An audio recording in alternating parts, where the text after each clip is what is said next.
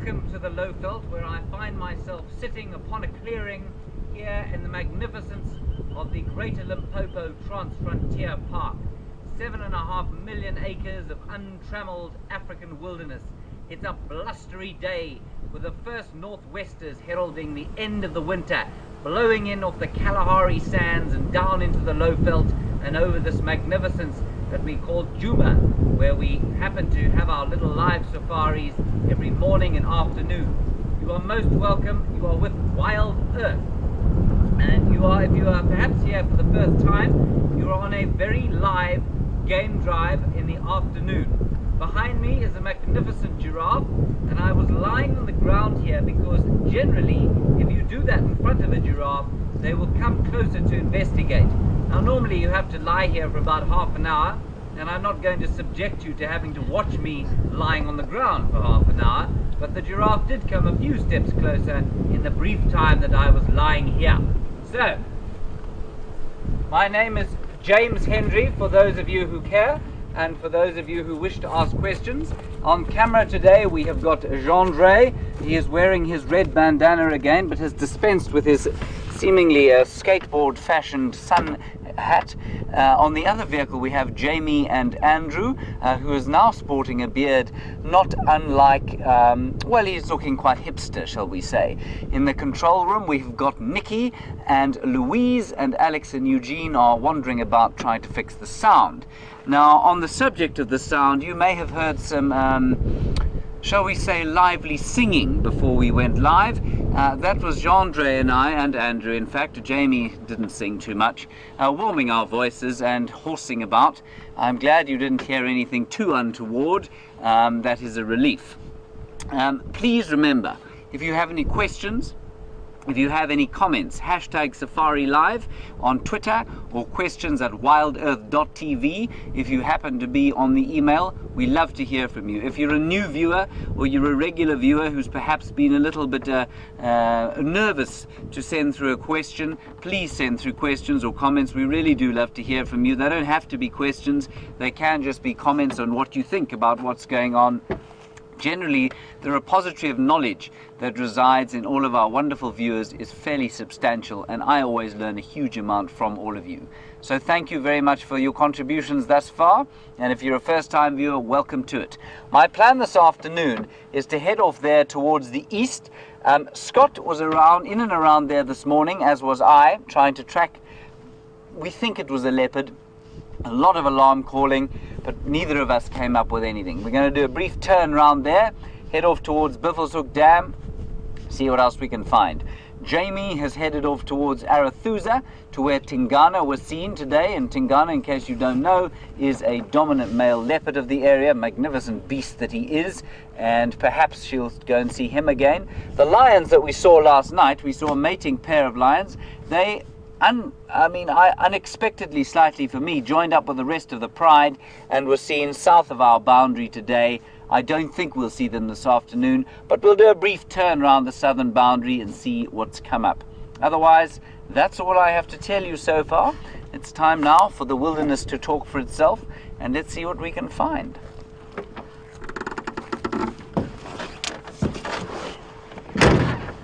The giraffe has taken fright, I see, probably at the sound of my voice, loud as it was. Jean-Dre, there's a leaf on my back, it looks ridiculous. Why don't you take it off? Thank you so much. Right, here we go. Make sure that I can hear the dulcet tones of Nikki Austin. It would be a shame not to be able to hear her. And off we go.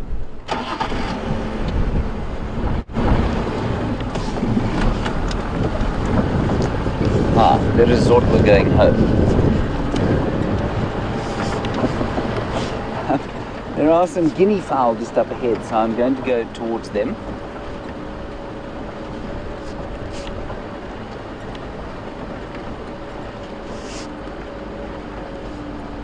Before we go and look for the large cats and wrinkly-skinned pachyderms, let us pay homage to the humble helmeted guinea fowl. A couple of them just in front of us there, fossicking about. in amongst the dung, probably at this time of the year, trying to pick up insects that are surviving off the moisture in the dung dropped by impala, it looks like, and possibly some wildebeest, and even that magnificent giraffe that we saw earlier. Now, a little known fact of the helmeted guinea fowl is the speed at which it runs. They are in fact pretty competent flyers, but they're exceptional runners. And the great Michael Johnson, world record holder of the 400 meters, did the 400 meters in just over 43 seconds. Now that is pretty fast. If you think about it, it's just over 10 seconds per 100 meters. They reckon a guinea fowl could do it in 28. So I'm not sure if that's true or not. I have clocked one doing roughly 60 kilometers an hour, so that's pretty quick. But I would like to set up, if any of you know people in the International Athletics Federation, or perhaps other people who would be willing to sponsor an event like this, I think a race between Michael Johnson and a guinea fowl round quarantine clearings would be a spectacle not to be missed.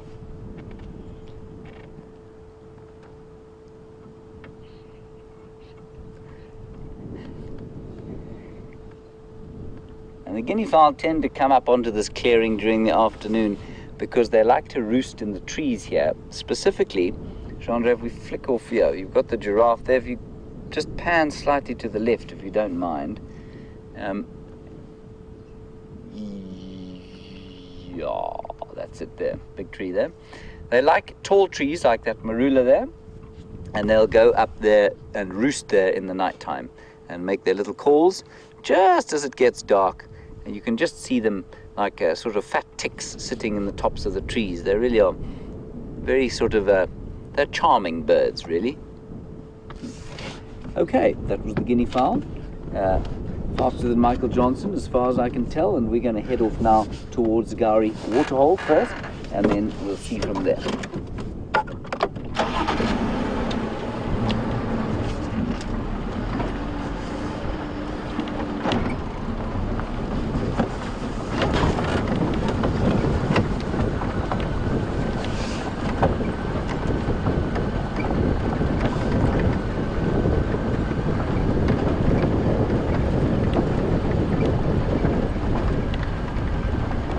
It is apparently about 27 degrees Celsius, which is about 81 degrees Fahrenheit, which is very pleasant, quite warm, but this wind is quite strong, like I say, and it really does, this strong northwester is a herald of the end of winter. They'll start to blow now, and probably blow much of the way through August, before calming down into September, when our spring sort of officially begins.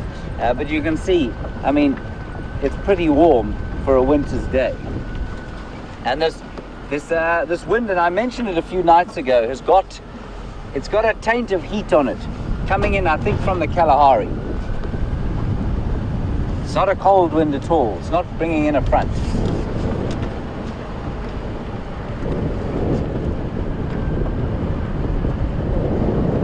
And now is probably a good time to just discuss the fire season. It is the fire season now. Everything's dry, the wind starts to blow, and to get a fire through an area like this, you need three things. You need heat, you need wind, and you need fuel. And fuel in this area is grass. Without grass, these trees won't burn. So, although it looks very dry when you look out in front of us there's not a huge amount of grass because of the very poor rainy season we had last year. So the risk of dangerous fires in this area is pretty low this year. Impalas in front of us.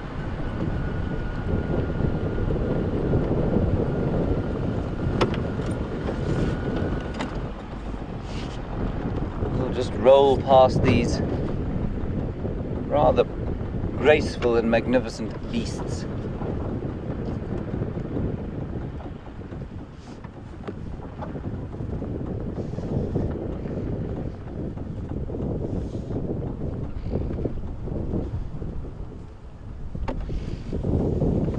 Sorry, Jean-Ray.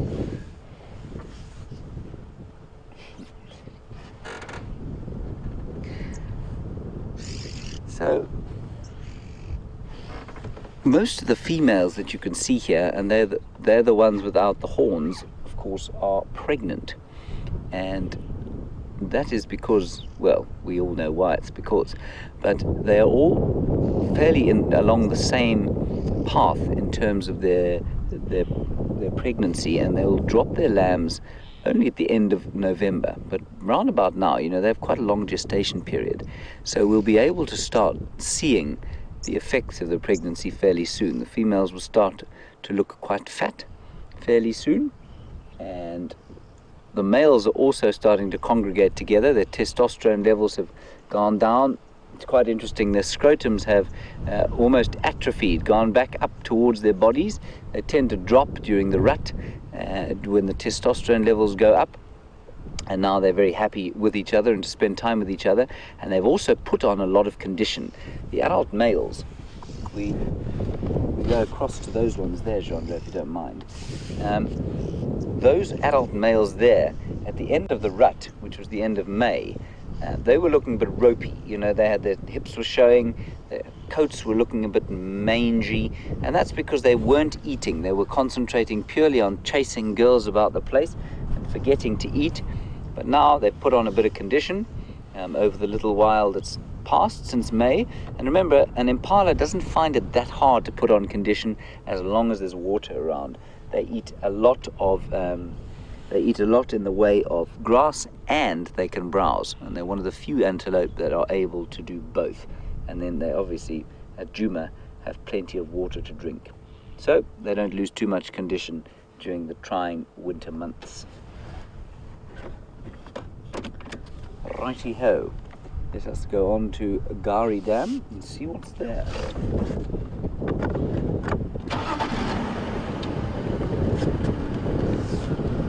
Come on, old girl. Here we go.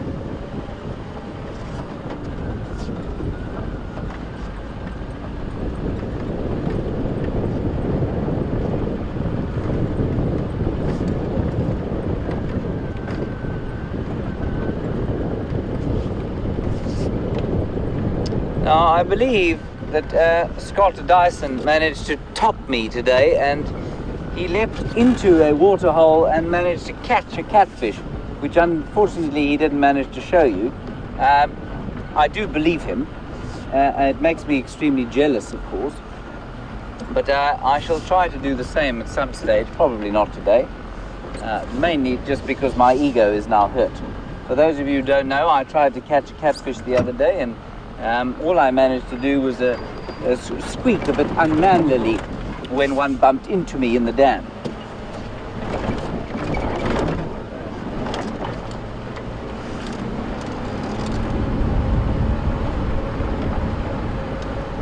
There's not a lot going on at the water hole.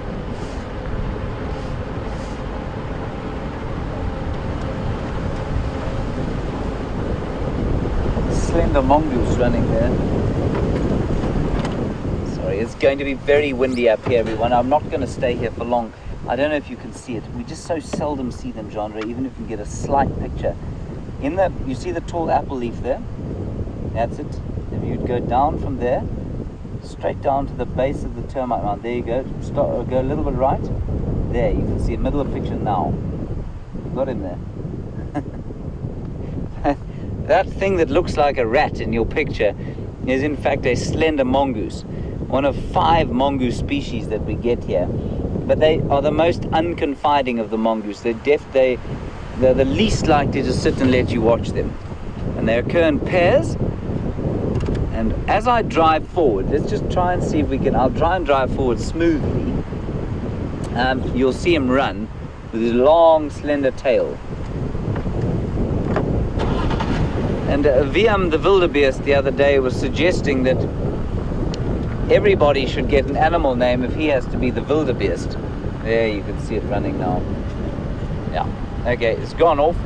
And, you know, they decided that everybody should get an animal name.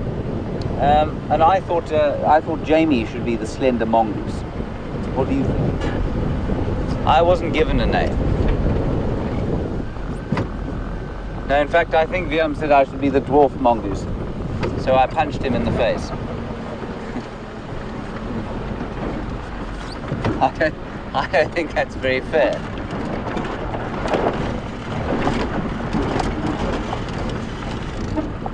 not funny, Genre.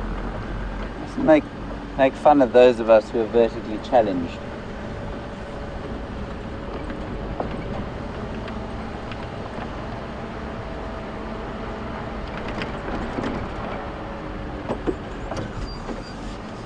So this is round where Scott had the leopard alarm, or not the leopard alarm, calling impala alarm calling all of this morning. There's a beautiful blue waxbill there. I don't know if you can get him.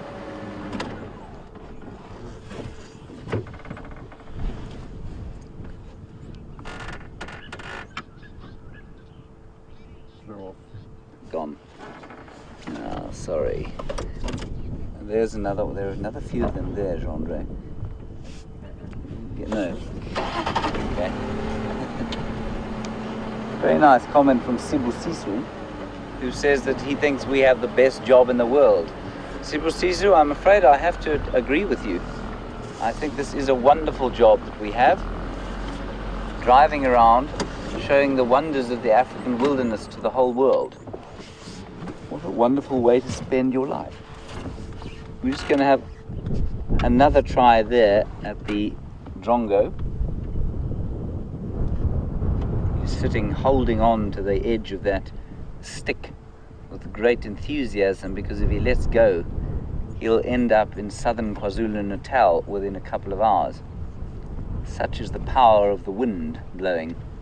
Sibusiso, I think you're also probably commenting on the slightly ridiculous singing that unfortunately was broadcast to the world just before drive.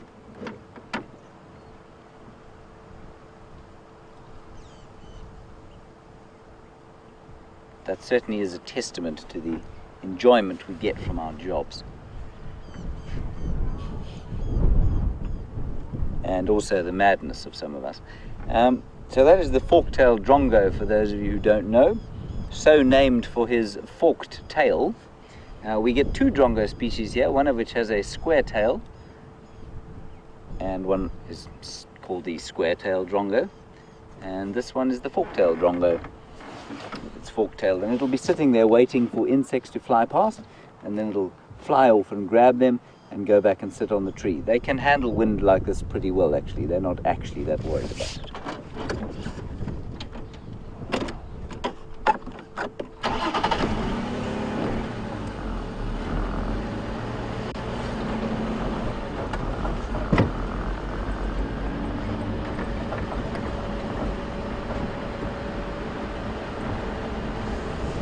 Hello, Gerda in Belgium, where apparently the sun is shining. What a rare and wonderful event that must be for you. Welcome to the drive. It's great to have you along again. And you'd like to see a new bird today. Well, not a great time for new birds, but you never know. It's quite possible we might find something that we've never seen before. Perhaps send through an idea of what you'd like to see, and we'll see if we can try and find it. But be reasonable. Unlikely we'll find a shoebill.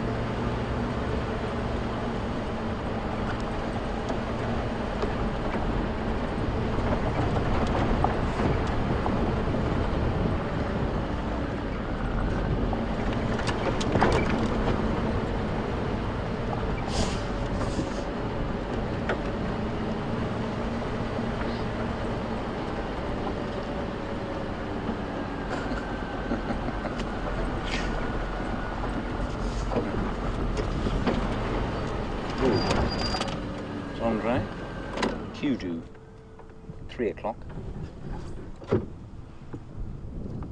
Beautiful kudu cow there.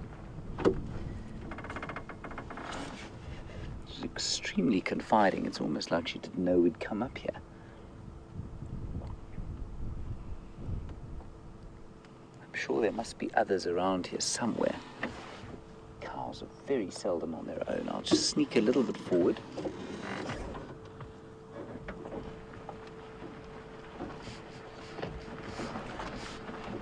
Right, we're going across quickly to Jamie. She's found two leopards, so we'll scrap the kudu and I'll see you just now.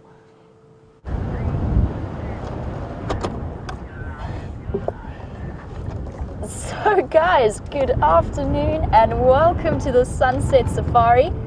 And weren't these two a nice surprise? That was quite a surprise for me.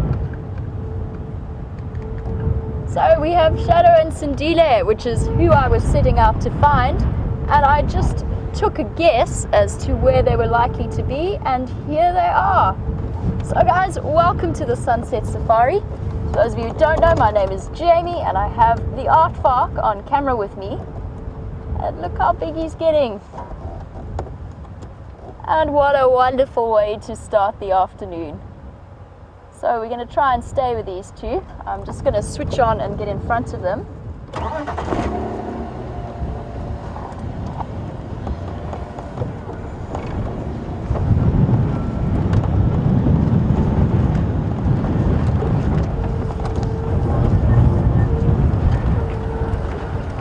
Hello, gorgeous. Times 2.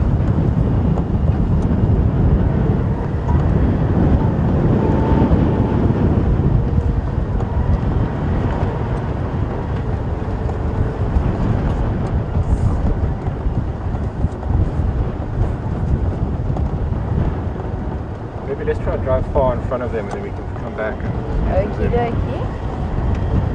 So guys, don't panic, I'm not leaving them. I'm just looping around so that we can get a good view of them. This is perfect. Good position? Yeah, perfect. Awesome, guys. So what a leopard-filled day this has been for me. For those of you who missed the sunrise safari, we had Tingana, who we strongly suspect could be Sindile's father, just on the western area of Arathusa. And this afternoon I set out to find these two, and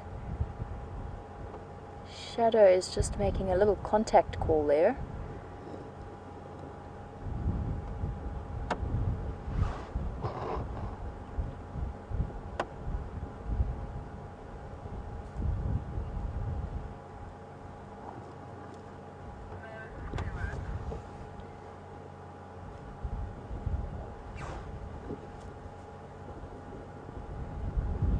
You can see, for those of you who are just joining us, Sindile, the little cub on the left, he is around 11 months to a year old soon, and he is with his mother Shadow, and you can see he's basically, I think he might even have overtaken her in terms of size at this point.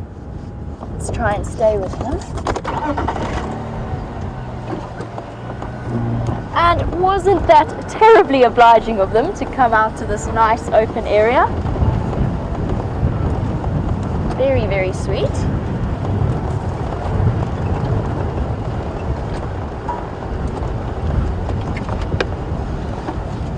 Just trying to work out which direction she's going in.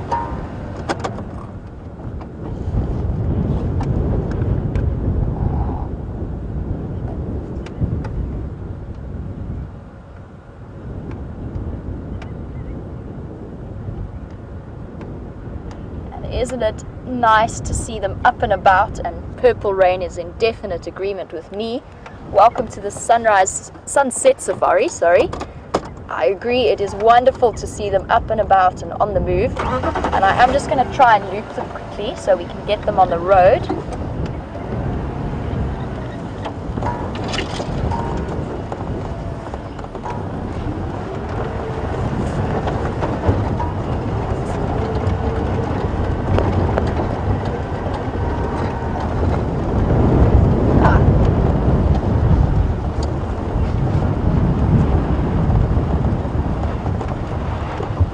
So Sindile has settled down. Oh no, he's up again. Mom Shadow obviously doesn't want to rest at the moment. She is on a mission somewhere. And although the wind might be hiding it, she is making soft contact calls to Sindile.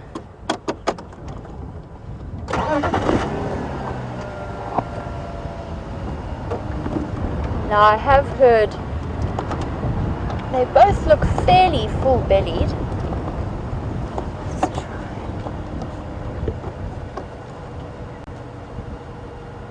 Andrew, how are you there? I'm good here. Good there. For the moment, yeah. They're going to shift around. Sure, what a nice surprise and a great way to start the sunset safari. I just want to hop on the radio and let the other guides know.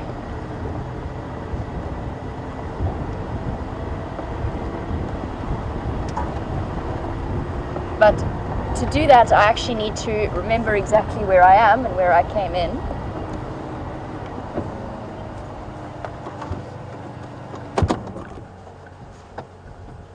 Which I'm struggling to do for some reason. I think I know that I'm on Juma and I'm just east of the M boundary, which leads across to Arathusa. So I just want to call it in. I think I'm on Impala Road. Yeah, stations. I've got Shadow and Herb Antoine here on Impala Road.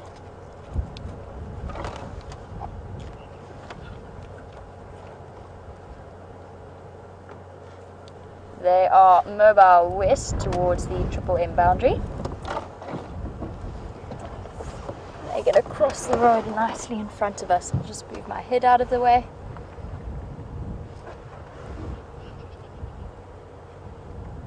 You can hear, I'm not sure if you can hear it over the wind, and it is very, very windy, but there is a squirrel shouting, and actually Shadow has a little bit of a wound on her bum.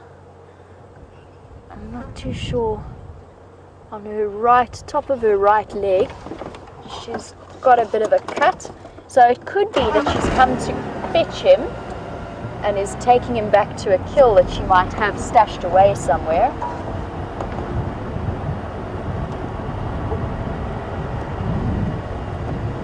Okay, now things might get tricky. I am going to stay with them just because they aren't consistently walking west, so I don't want to lose them by looping around onto the road.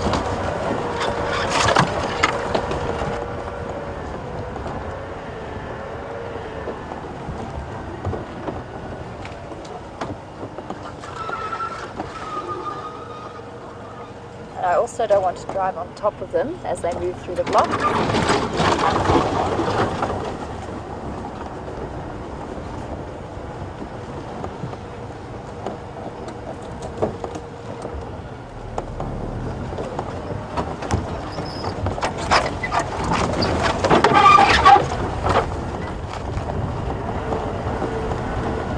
So we're just going to try and keep pace with them, and I'm going to try and keep them.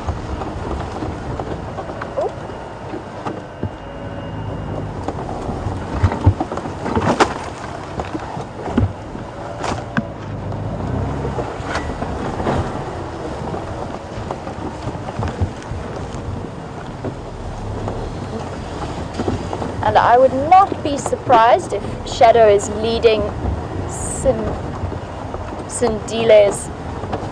I wouldn't be surprised if Shadow isn't leading Sindile to a kill. Sorry guys, we just had a little smudge on the screen we had to clean away.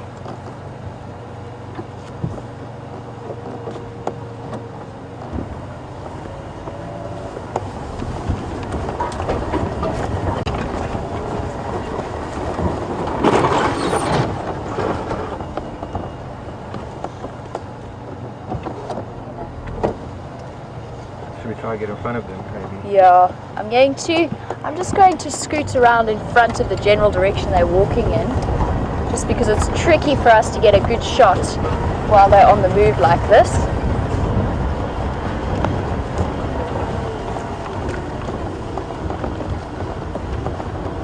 She is moving mainly north, which means that I've got to be careful about crossing boundaries if she does get to the Arathusa side.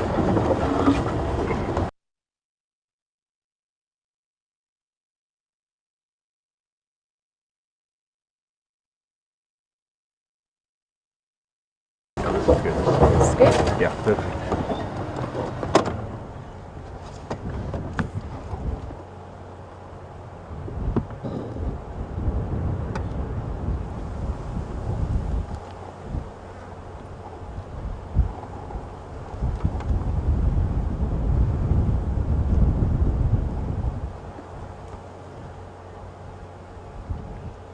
they both seem to have fairly full bellies, and I can see that Shadow is panting. It is very warm at the moment, and it could be that they have just eaten. We did hear reports about these guys on a kill, sharing a kill with Tingana, but that was a couple of days ago, and then I heard that yesterday Shadow had a kill around the Arathusa waterhole.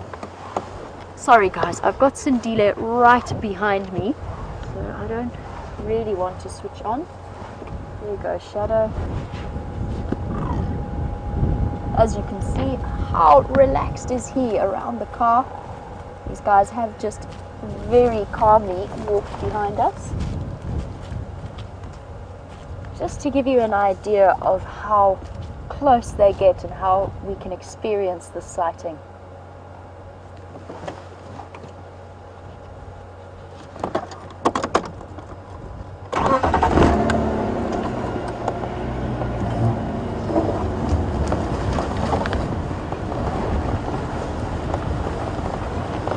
And he is. He's playing with his mom. I'm going to try and get ahead. It's a little bit tricky.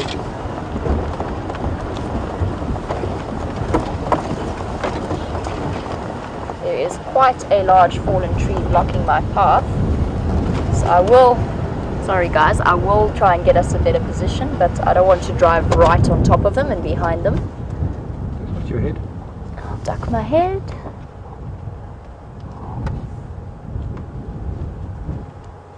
Okay, let me try and reposition. Try and stay ahead of these two. They are definitely on a mission. And just ahead of us, Sindile he creeps behind at the side of every obstacle, and then he sort of playfully jumps out at his mom.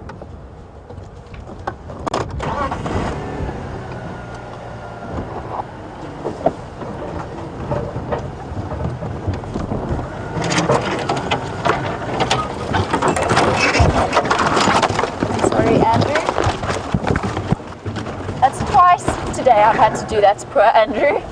I'm surprised if he'll ever get on the back of the vehicle with me again.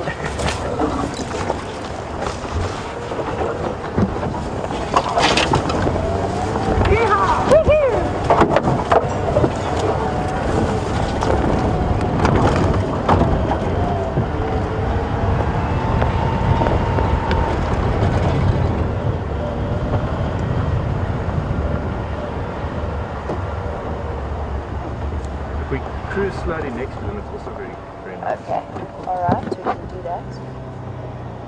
We're actually going to see Sindile is play stalking his mother.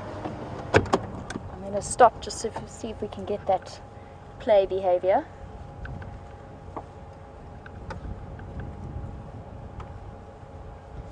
Okay, I'm just going to hop on the Game Drive channel and just let everybody know. And they're going to cross in front of us. Let me move away.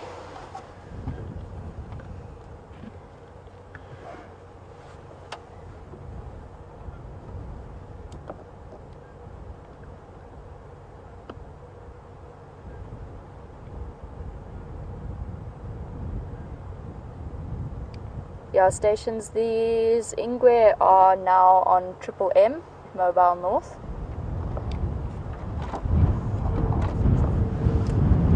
We can stay here, that's good. Okay.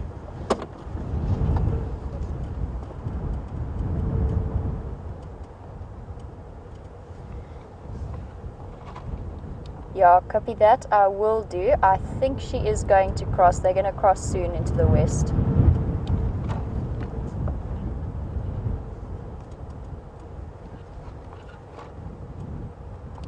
That's affirmative. Okay. Sorry guys, I just have to get my phone out and we'll stay with them at the same time.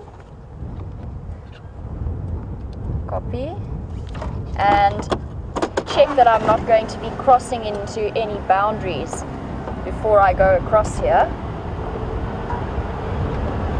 since I've already risked that once this morning on the sunrise safari. We were right on the edge.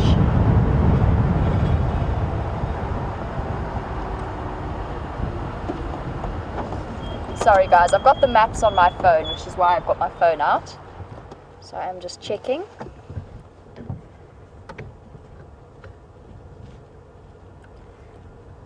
Okay, we've got one junction ahead of us, and unfortunately if they go west from there, we won't be able to follow them. I'm just going to switch on to Arethusa and let the guys know there.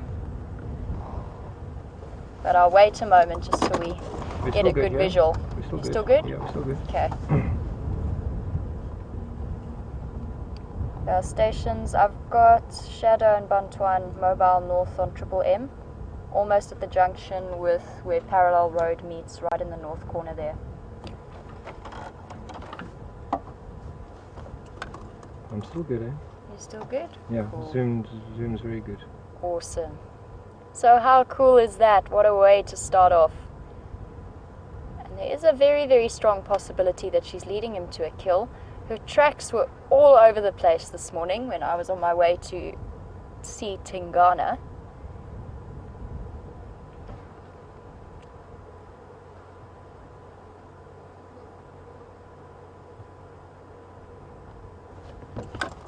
Okay guys, I'm going to catch up so we don't lose them.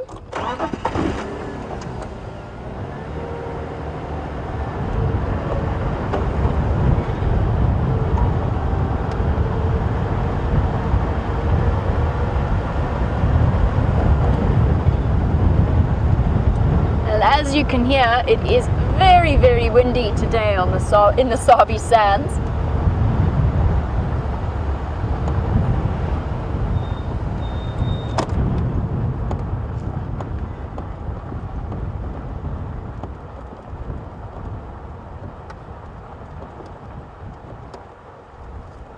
I'm just giving them some space to walk comfortably down the road.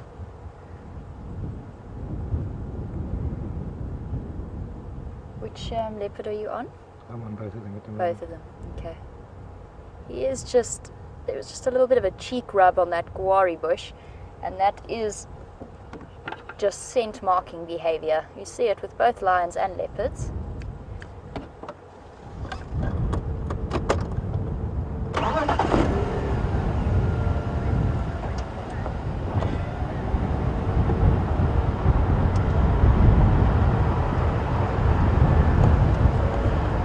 And it is amazing to see how comfortable these leopards are with the vehicle. You saw a little bit earlier how close Sandile was comfortable to come. Hello boy, are you going to lie down in the shade for a bit? Are you tired? Nope, up following mom. And Katrina actually tells me that there's been a huge change in the way that Sandile reacts to vehicles. Apparently he is much, much more relaxed compared to when the WildEarth viewers started to see him. And that is really cool to see. It means that he's been treated with respect, and also that Shadow has taught him to be relaxed around vehicles. So that kind of behavior and exposure is learnt. And it's one thing that is so important in these animals' survival, because their livelihood and their protection is at least partly ensured by tourists coming to see them.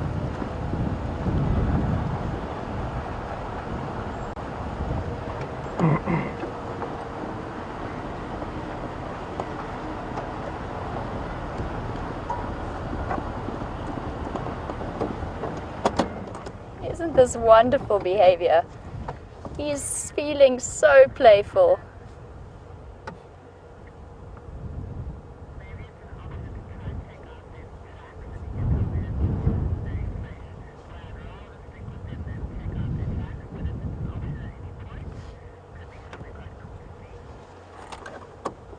We good? Yeah, we good. You good here? Yep, it's a nice angle. Awesome. And such a special way to start the sunset safari. Just wandering calmly up the road.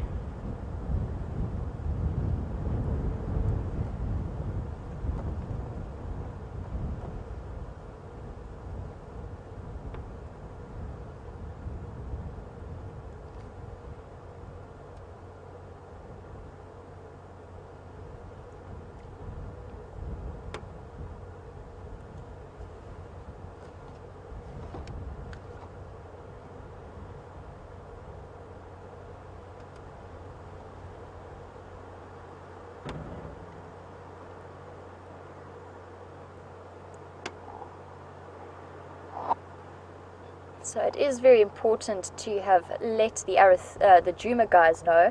I've also switched onto the Arathusa side just to let them know what's going on, but everybody in the area should be aware of it. And it's nice to be able to share these sightings with as many people as possible so that they really get to experience it.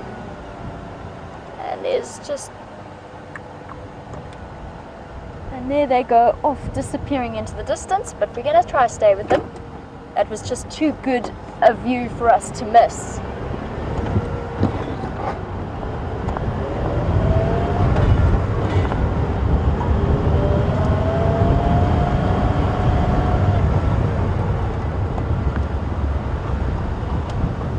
And because of the positioning that I'm in, I am being very careful in terms of their personal space, just because they are walking up a road. So it means that instead of being able to approach them from a different angle, I actually have to drive directly behind them, which is why I'm making sure that I keep a nice comfortable distance. And with the current camera that we have, we've got the most amazing zoom capabilities, so it's not too much of a problem. And Shadow is definitely intent on being somewhere.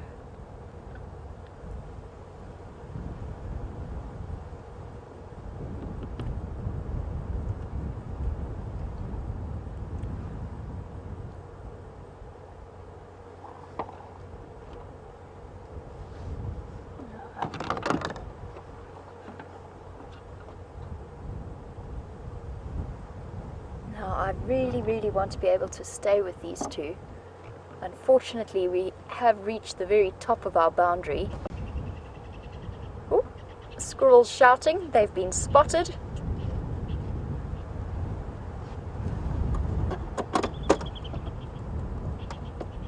I'm gonna make sure that I don't drive over some of these tracks, so that at least if we do lose them, I can show you what fresh tracks look like.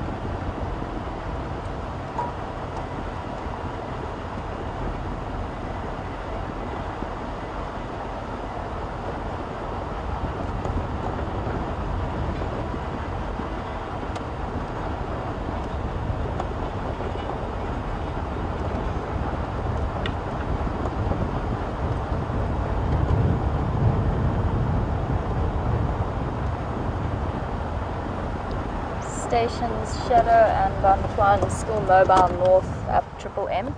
I've just reached the junction with Power Lines Road.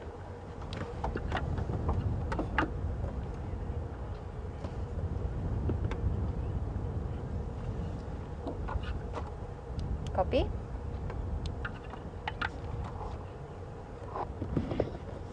I'm just going to switch back to channel 1 and let them know they're still on this road. Yeah, stations Shadow and Bantuan still mobile on Triple M, mobile north. They haven't turned off west yet.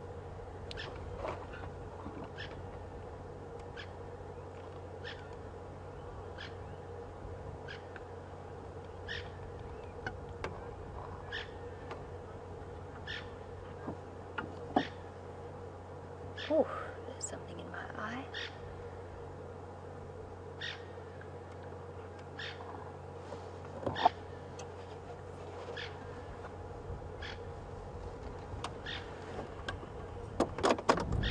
We good still? We good still? I keep forgetting how amazing the zoom on this particular camera is. It really gives us the ability to sit and watch them.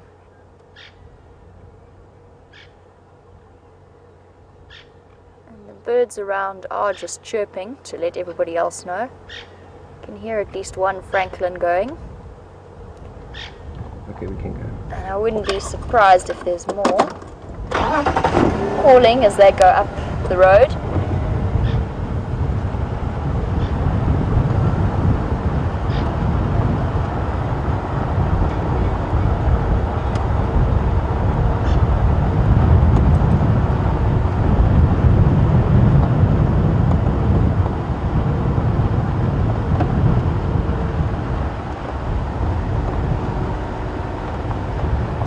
Oh, giraffe.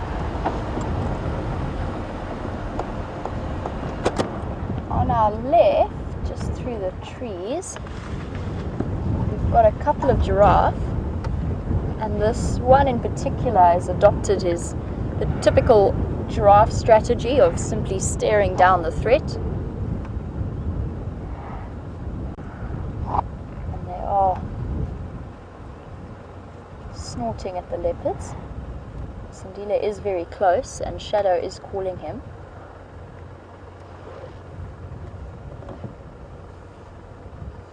And I'm causing a bit of a traffic jam, but he will just have to wait temporarily, unfortunately.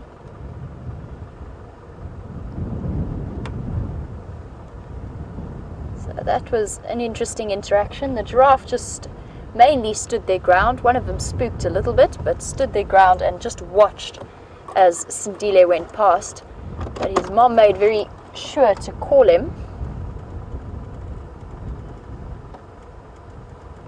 And although I do have a truck behind me, I'm actually not going to move aside because he can't actually go past these leopards at the moment.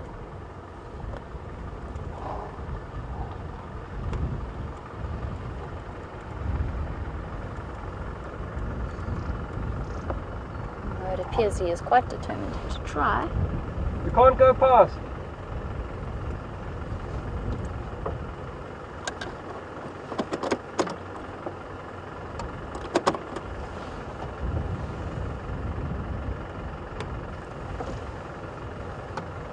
How's it?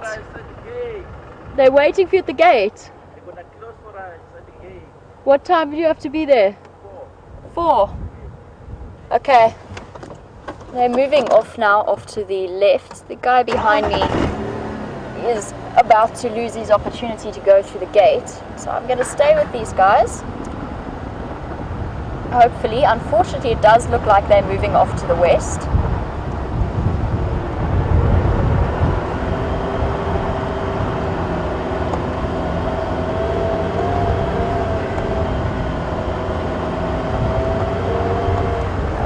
Place myself as a buffer between the leopards and the movement of the truck.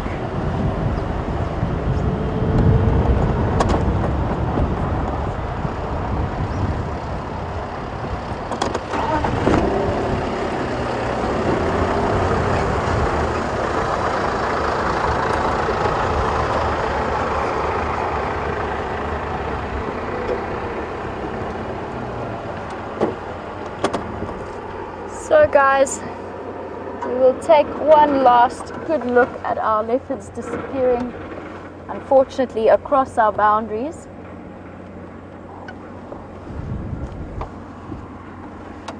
Yeah, station, I can't follow up with these Ingwe any further. They are mobile northwest into this block.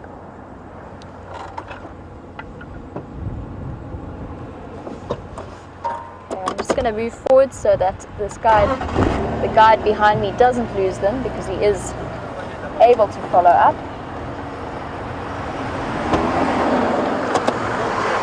Chop. And unfortunately we cannot follow along with that particular vehicle, but what a special sighting we've just had with Shadow and Sindile. And Sindile showing a really playful side to his personality, clearly feeling nice and well fed and quite happy to play with his mother. She did look as though she was on a mission, and I do believe that she could be potentially leading him to a kill. I'm not too sure. I just want to double check my calculations in terms of boundaries just to make sure we can't follow. However, I am fairly certain that we are right north. Yeah, unfortunately this is definitely the end of the road for us in terms of following them. So sorry about that, guys, but we did have quite an amazing moment with them. So we've lost them now, but we had a great time. And as I said, Sindile being really, really playful and quite excitable and pouncing on his mother, She didn't seem too impressed by his attentions, but you know, it's having a playful teenage son. Maybe she's feeling a little bit grumpy. And this afternoon I actually had arranged a whole series of show and tell for you guys, but the leopards sort of took over for a while. So we did have an awesome time. And if you guys have any questions, if you are new to the show, what you just saw on your screens with those two leopards is live. It is happening right here in the Sabi Sands. And if you have any questions or have any comments to make about that, you can send them through on #SafariLive on Twitter, or email through at questions@wildearth.tv. So, we've had a good start to the afternoon. I think it's time to go look for other things around. Oh, just before I start driving, I wanted to tell you guys a little bit about the updates. So if you missed the sunrise safari and you were wondering what was happening with that Matimba male who was mating with the Styx female, they have gone on honeymoon to a separate part of the reserve, so they've moved just to the south of our border. So we can't follow them this afternoon, unfortunately, but for those of you who might have missed it, one of the Styx females is mating with, I think it was Hairy Belly, yesterday afternoon with James. So they've moved off there. The Nkuhuma Pride are off to the east as far as I know, but nice to hear that there might be some more cubs on the way in the next 3 months. Okay, so that's the lion update. Tingana has moved off to the west, so he is away and gone. Now I'm going to find my way back to acceptable areas to drive, and let's see what else we can find for you guys this afternoon.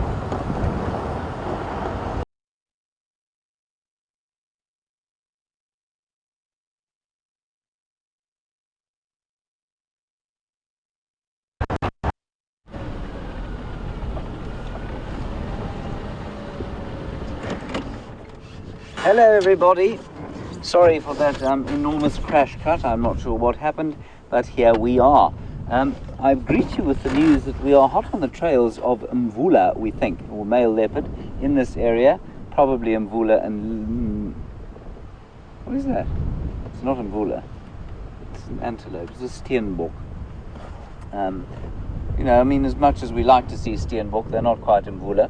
Anyway, Scott had some Mvula tracks this morning around the Umlelwati drainage line near Twin Dams, and he is on foot now in the block almost directly to the sun from where we are now, and he had tracks coming through this block, and with any luck we'll come up with something. We've just come around the block to see if we can pick up any other tracks, so they are probably from this morning. We had alarming animals of all sorts in and out during the morning, and you know, sort of moving along where the tracks have gone. So I suspect all of these tracks are from this morning, early this morning. We know that the cats don't move a huge amount during the day, and so we're quite hoping that he'll be around where we are now. Now that said, it all sounds like a fairly simple process to go and then just follow the tracks and find them.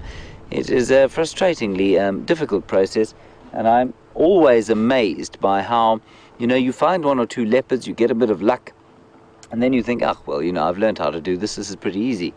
And then you have a drought for the next week or so, and you realize how much luck is actually involved in following and finding one of Africa's rare and magnificent spotted cats, especially the males, because they do tend to walk quite a long way. So that is where you find us now. I believe you've had a rather magnificent time with Jamie and Shadow and Sindile, and they have gone possibly west. I'm not sure why you came to us with quite such a speed, but I'm very glad to have you on board, and with any luck you'll get some more leopard viewing with Shadow and Sindile a bit later, but if not, welcome back to Giga.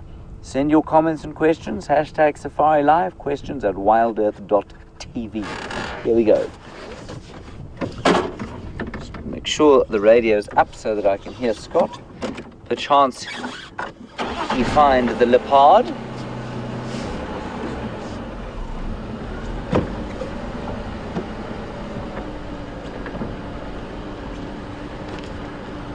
So you can see, you saw when we were looking at the steenbok there, that the ground slopes down towards the drainage line. Leopards do like to move around drainage lines, but not all the time. So they do come out, and he was heading directly towards the area where we are now.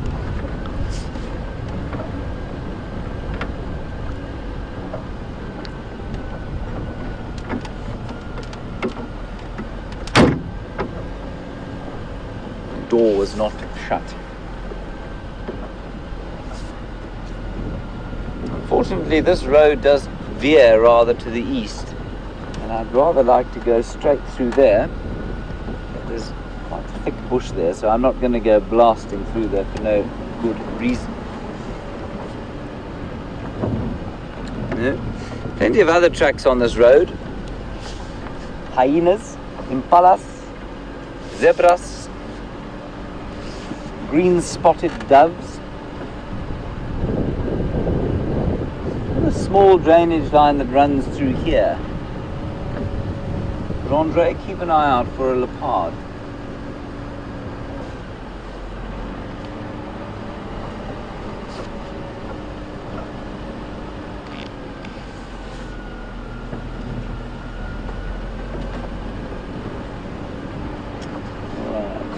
So what I always like to do is stop and just have a listen and see if anything is calling.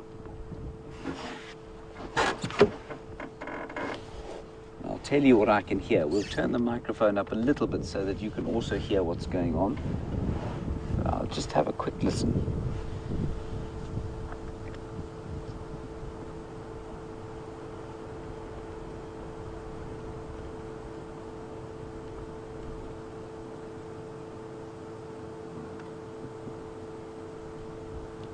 At the moment I can hear nothing but the gentle rustling of the wind as it comes up the drainage line. Ooh, there's a batelier there. Andre, no, not there. Sorry, it's to your left, far to your left. I'm going to sneak forward a bit, otherwise, can you see him? You won't see him in the camera there, I don't think. Got him? So the batelier sitting there. Now that's always something to be aware of. Batelier are the first scavengers in an area if a kill is made. And there are a few of them. Look at that. Shall I go back a bit, Andre? You see the other two?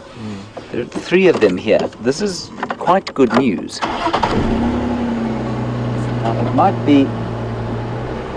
might be mum and dad with the youngster, or perhaps they've found something that they'd quite like to eat. Who knows? Those are all adults, actually. So I'm afraid the bush and the sun are going to make it very difficult for you to see them. But there are 2 over there and 1 over there. So batelier is a scavenger largely, and they fly low down so that they can get to the kills before the vultures do. And it's well worth just having a listen around here. I might just contact Scott and tell him that there are 3 batelier here so that he can come and have a look. Scott, do you copy? Scott, there are 3 batelier along the line of the drainage line. There's a branch of the Emerald Whitey that comes off and turns east. 3 batelier in that area. Probably about 500 meters east of where I last saw you, east and a little bit south. I don't know if you want to check the area. We're live at the moment, and we'll carry on a little bit along Leadwood Drive.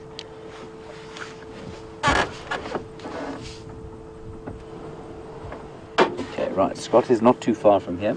We're going to carry on a little bit along here and just drive very slowly. It's always important to stop and listen at a site like this, because the birds...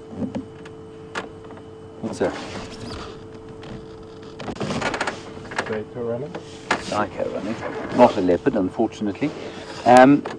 It's important because animals that see predators will often alarm call, especially the birds and the squirrels, and sometimes impala. I've just got a feeling around here.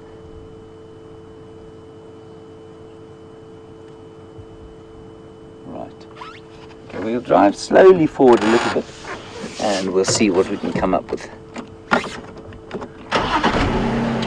Now, Mvula, for those of you who don't know, is one of the dominant male leopards, like the one Tingana, unrelated to Tingana as far as we can tell, that you saw this morning. And he's got a damaged eye, and we haven't seen him for a long time. And we were a bit worried about him till we saw his tracks. I mean, we probably were not justified in being worried about him. They're incredibly resilient, these leopards. There's quite a nice little clearing here, so I'll just drive through and have a look down into the drainage line. And I quite like him because he's not the biggest leopard in the world, but he's managed to take a territory, sire quite a few cubs, and he's a very successful individual.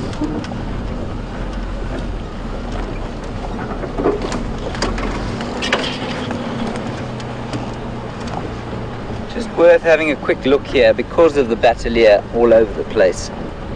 They of course won't come down to try and feed if the leopard is on a kill that they have spotted.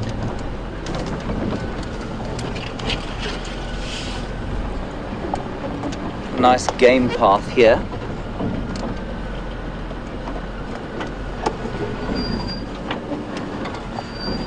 That's a very slow easing down into this drainage line. Andre, hold on tight.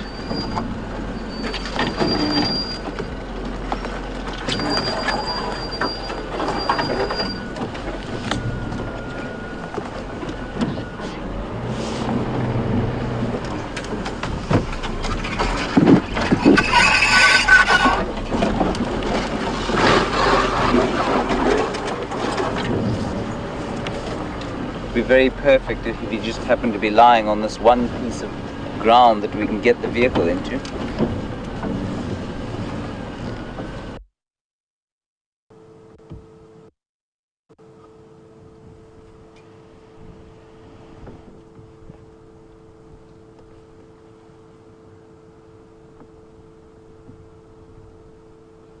And the bateliers are just about where Jean-Andre is facing the camera.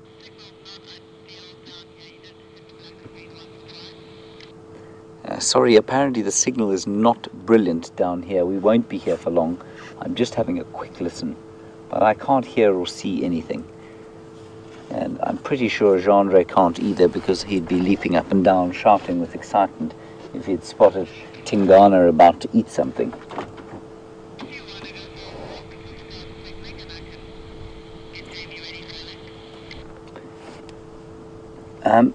I tell you what I would like to do.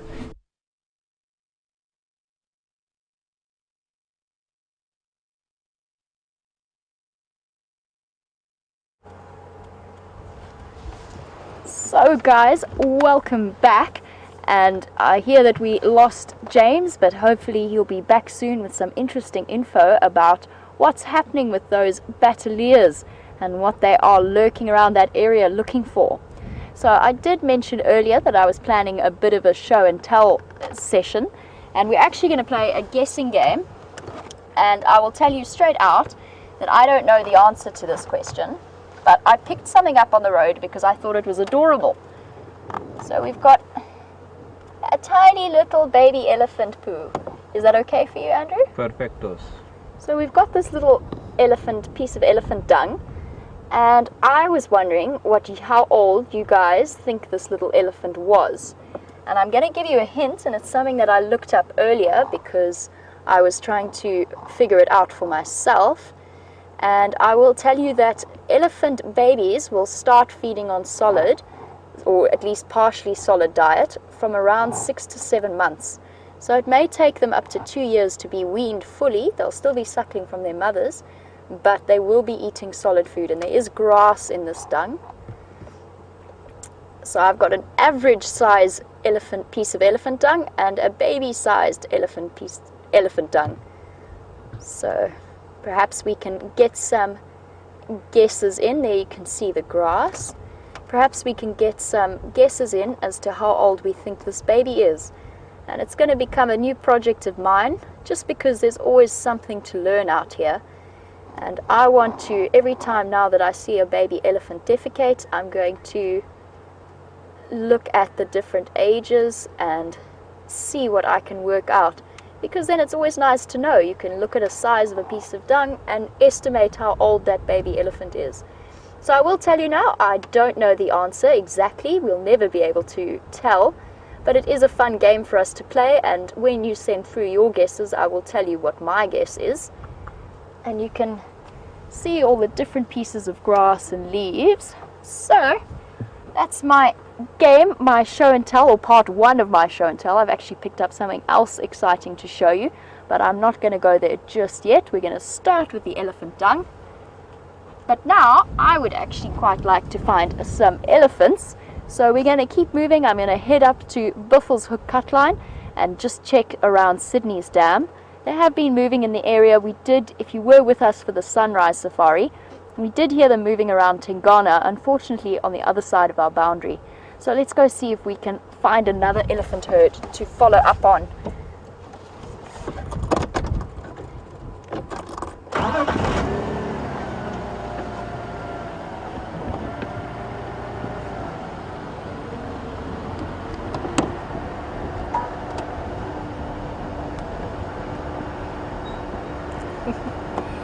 And we were looking at that piece of normal sized elephant dung, and Charlie has made a comment that, wow, they must have a seriously impressively big colon. Hi Charlie, great to have you on the back with us. And yes, they do, and that is partly because the elephants will actually consume somewhere in the region of 300 kilograms of food a day, and they do have quite an inefficient digestive system. So about half of that will pass out as dung, and they'll move through that 24 hours. They will consume, especially a big male, around 300 kilograms, which is roughly 630-ish pounds. I don't know, my maths isn't fantastic. But that is why they have such enormous colons, because they are processing an enormous amount of food.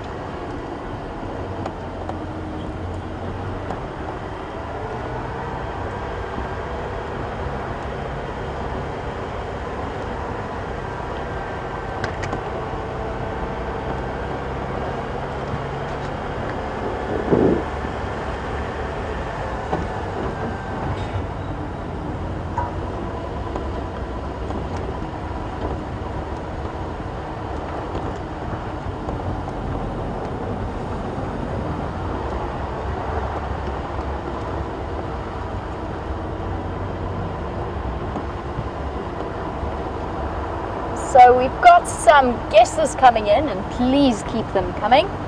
We've got Joanne and Kathleen, who both think that it would be around a year old. Thank you very much for that. We're going to keep guessing and see where we end up.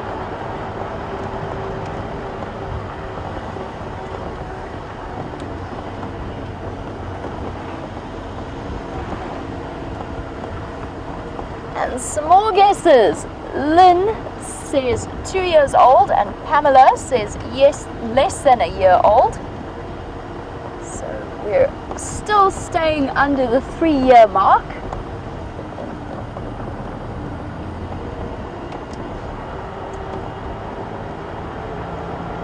And the flies are definitely out and about this afternoon.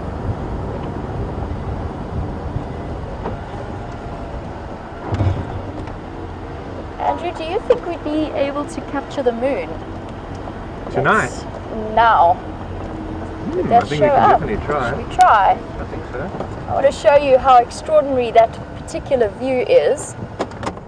So let's give it a go. And we are working our way up to full moon, which is one of my favorite times of the month, just because even walking around in the dark, you can see almost as well as you can during the day. And you can see a moon shadow in the bush. So it is very faint, but we will get to see it later this evening, so it'll be wonderful to watch. And I think the full moon is going to happen around the 31st, and it is a blue moon. It is our second full moon in the month.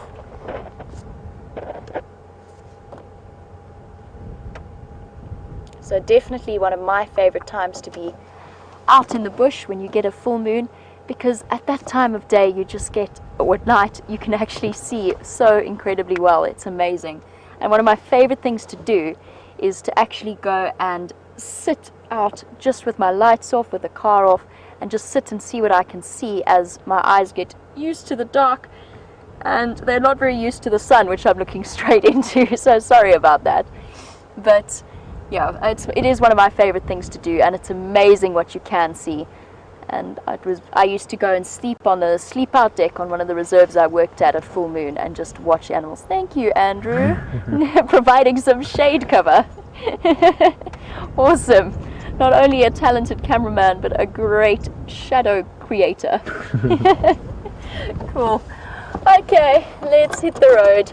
Thank you for the whimsical shot of the moon. It is faint, but we will see it nicely tonight.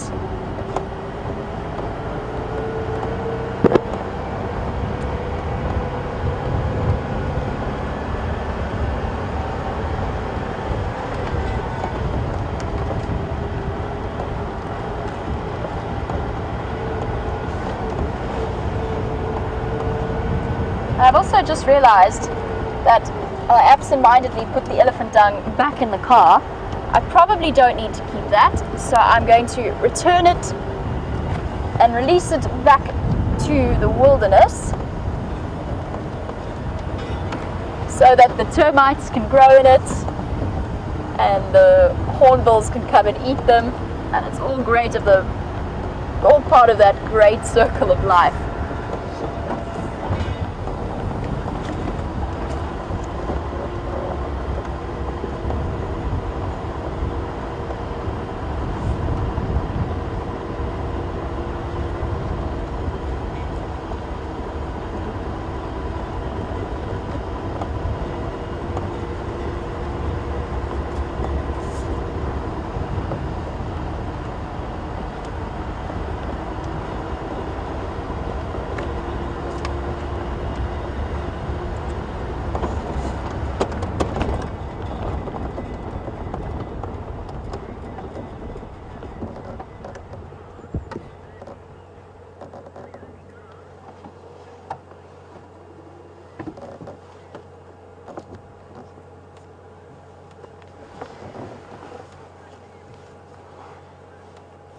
So guys, we have got some guesses, and Enid is saying 2. Raisa's also saying 2 because there's not much bark, it's mainly grass in the dung. And Dennis is guessing 3. And I think it might be time to tell you what I think. Now, bear in mind that I'm going to definitely be observing a little bit more carefully what kind of size dung the various ages leave. But my guess falls with what seems to be the majority vote, which is around 2 years old. So well done to the guys who agree with me. Again, I could be completely wrong. That is just my guess. Andrew, what did you say this morning? Was it 2 as well? Mm-hmm. Okay, so the Aardvark and I are in agreement, and we've got some cool games to play ahead of us.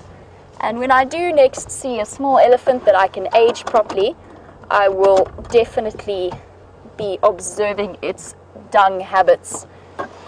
Which is an odd thing to say, but you never know what you can learn out here.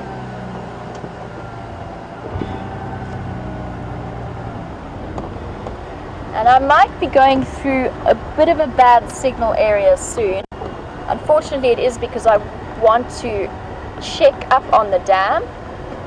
So while I do, and in case I lose you, I'm going to send you back across to James, and I will catch up with you a little bit later, hopefully with some really exciting animals as part of our next show and tell session.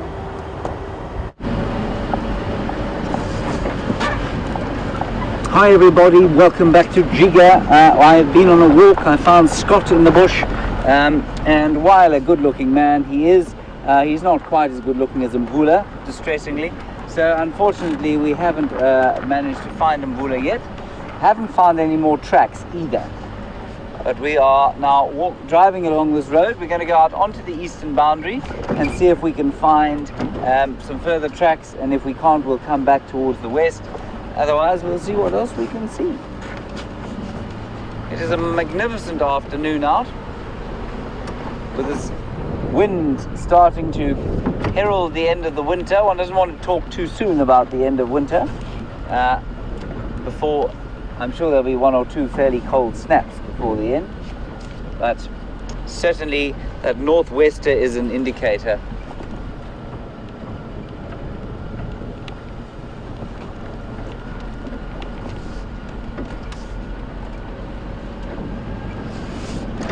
See, it's fairly dry, and this area here, Chandra, if we can just pan to the sort of right if you don't mind. This area here is what we'd call a seep line, and all over the seep line you can see Terminalia sericea, or silver cluster leaf trees, and they're indicative of an area where it's quite wet in summer. You can see that there's been a lot of movement of animals through this area, enjoying the wetness of the soil, and that of course is a silver cluster leaf tree that Jean-Andre is showing you now. So named for the silver grey leaves on the beautiful green leaves of the summertime. These trees have the foulest smelling flower of any plant I've ever come across. It smells like driving through a it smells basically, when you drive through here, it smells like you're driving through a sewage farm, while a sewage farm that's been sort of planted with citrus trees. That's basically what the flowers of the silver cluster leaf smell like. I don't know why they smell like that. There's one other that competes with it for foulness, but this thing really takes the cake. In fact, it's a bit like what I've just described, and some really rank feet. If you think of the most rank feet you've ever smelt in your life, that's what the flower of the silver cluster leaf smells like. Beautiful tree, really unpleasant smell. I can only think that it's attracts some kind of carrion-eating insect, which helps it to pollinate, and that's perhaps why it smells like carrion.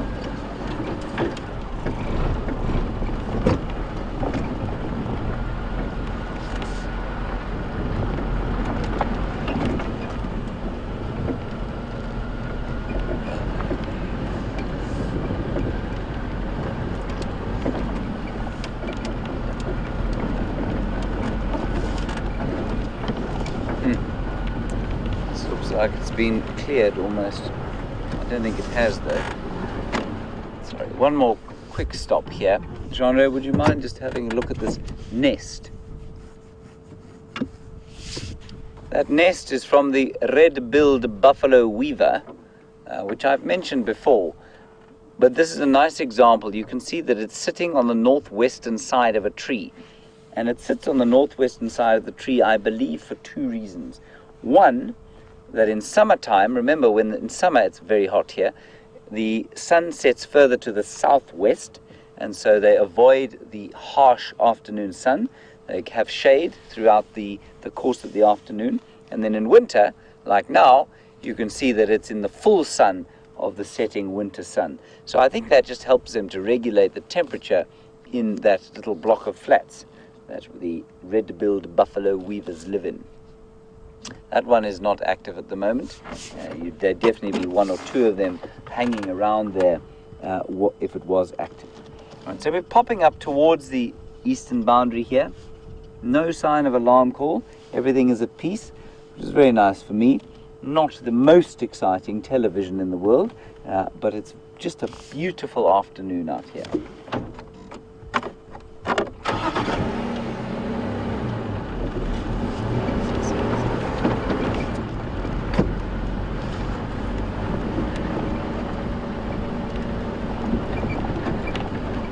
Yellow-billed hornbills doing their call.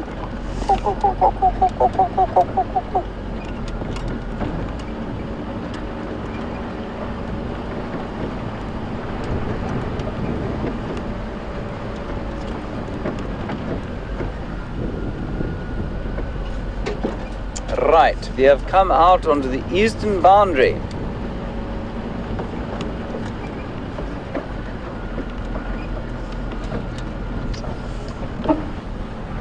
Where all is quiet, Jean-Andre.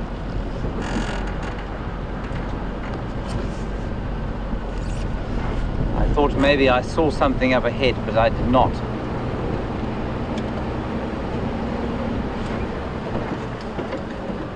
Let's just go up a little bit further and then we'll come back down towards what is known as Mamba Road.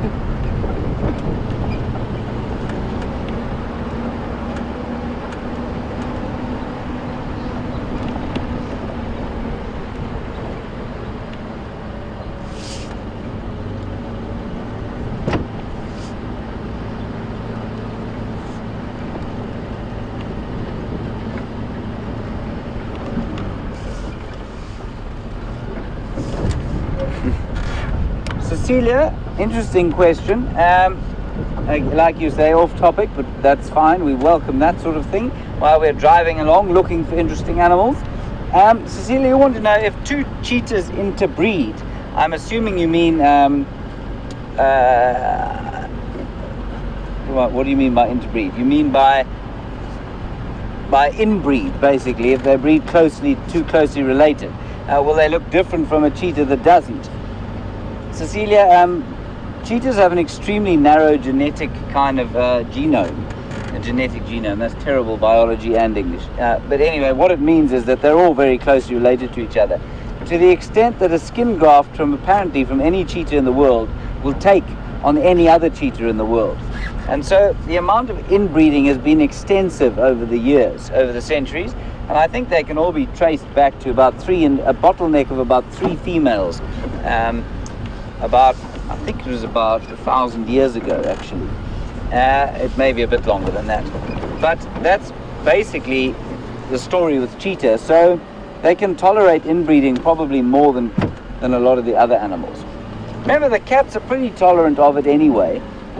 They can take up to, lions for example, can with no ill effect take up to 6 generations of inbreeding. So it's not a major thing for them. Cecilia, I hope that answers your question. If it doesn't, please just send through a clarification. I'd love to be showing you a cheetah right now.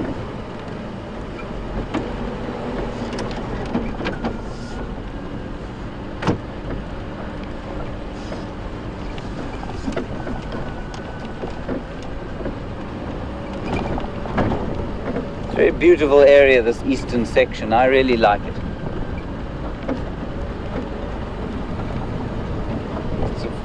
Lots of high points where we can look out over the mountains. Lots of nice marula crests.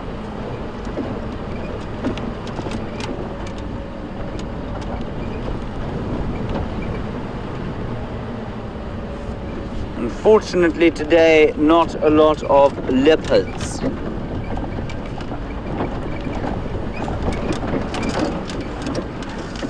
Just going to stop over here briefly. Have a listen, it's always a good idea. And we'll now look over to the far west to where you did have a magnificent sighting of Shadow and Sandila just now. You were extremely fortunate to have that. Beautiful leopard that she is with her little cub, although he's becoming more an adolescent than a cub now. You can see how hazy it is from the wind.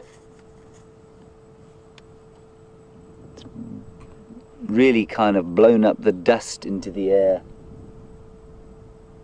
It's a really pretty picture. You can get a real nice idea from that shot how beautiful the afternoon is. Just the last bits of green on a few of the trees holding on to their last leaves. That is really gorgeous. Gold, gold, gold afternoon.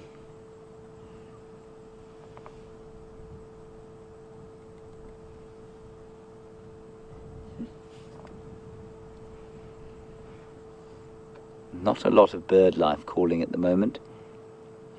Tends to happen on these windy afternoons. I'm not entirely sure why, but the birds are often quite quiet on a day like this. Right, you know, my general gut is telling me that we should head up towards Buffelshoek Dam. We're not too far from there, so I think that's what we'll do, and then we'll come back this way to go down Mamba Road.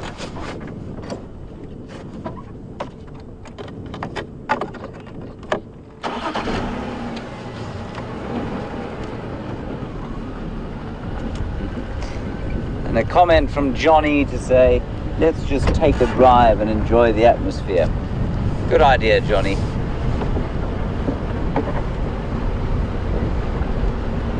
Chandra is a bit thirsty, so he's going to have a drink. He's so far consumed 1 apple. He always brings 2 with him. And unlike Viam, he's generally pretty good about offering, you know.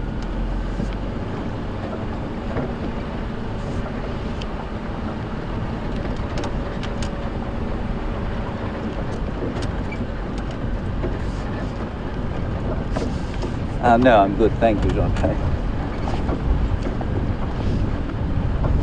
Hello, Donna on Twitter. You want to know if the lions are still around. By still around, I'm assuming you mean on Juma as opposed to on Earth. On Earth, they most certainly are around. They're on a property to the south of us, near Cheetah Plains and Chitwa. That's where they were found this morning, the whole pride.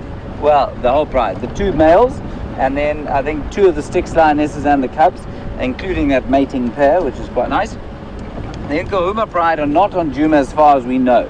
Now, we didn't spend a huge amount of time in this particular area this morning, so it's possible that they came on, but I think they're still to the east of us. They were last seen heading into Kruger, well, that was the last information I had.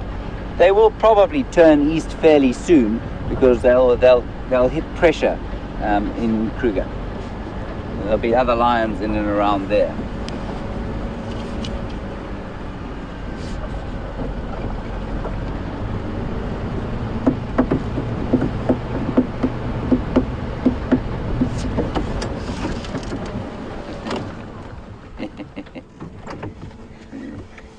A couple of dwarf mongoose.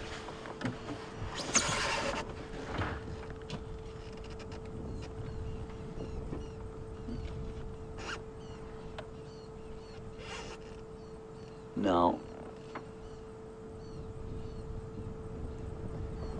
these little chaps I drove past the other day when I was last off, and they've got a mound obviously very close to the road, and mongoose normally spend a bit more time out than these guys do. They have a fairly leisurely life, but these chaps are back at their mound well before sunset. So they won't go out again foraging unless something comes really close by. They'll sit around there until the sun goes down and then disappear inside that mound. And the termite mound for a small animal is an ideal burrow because it's insulated. You know, termites are amazing at making their mounds insulated. And while there are no termites in that one, and you know they've obviously vacated, otherwise the mongoose wouldn't be in there. They do still obviously provide a very insulated burrow.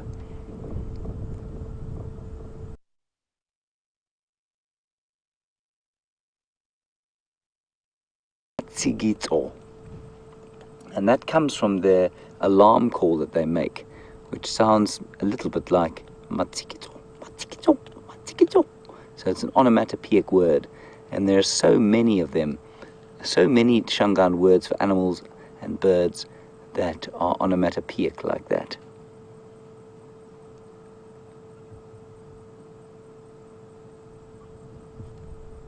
The other obvious one, of course, is the lilac-breasted roller, which is a beautiful bird with a profoundly ugly call, and it makes a very kind of crowish call, and it's called veve in Shangaan, because when it goes up into the sky, it goes ve ve ve ve ve ve ve ve ve ve ve. That's where it gets its name, veve.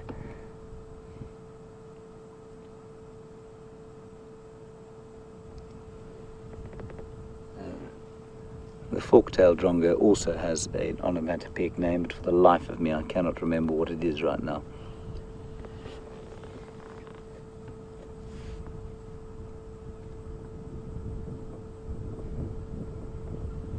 Beautiful little golden dwarf mongoose, and I think it's extremely unkind that Viam thinks that I should be known as James the dwarf mongoose.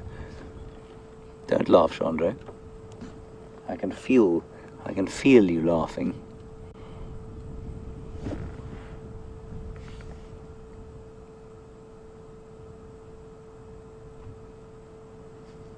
Such sweet little things.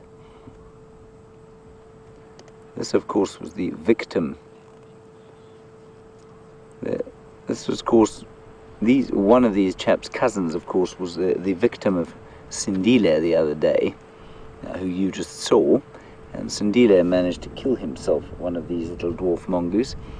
I don't think they taste very good, though, because they've got a very strong anal gland. A question from Jamie about meerkats.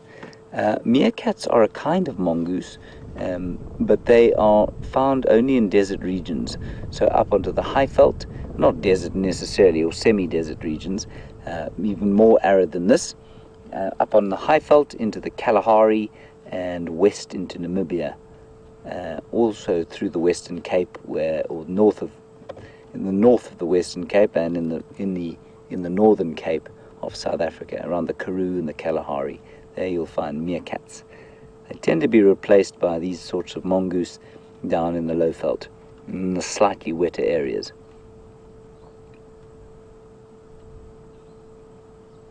They've just looked up because they've heard a parrot calling.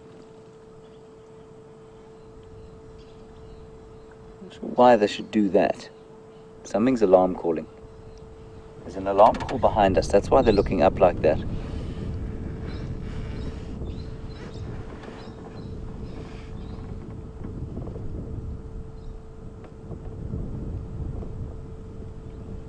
What it was, though, I don't know, and I don't want to move in case they stop looking. They are not alarm calling at the moment.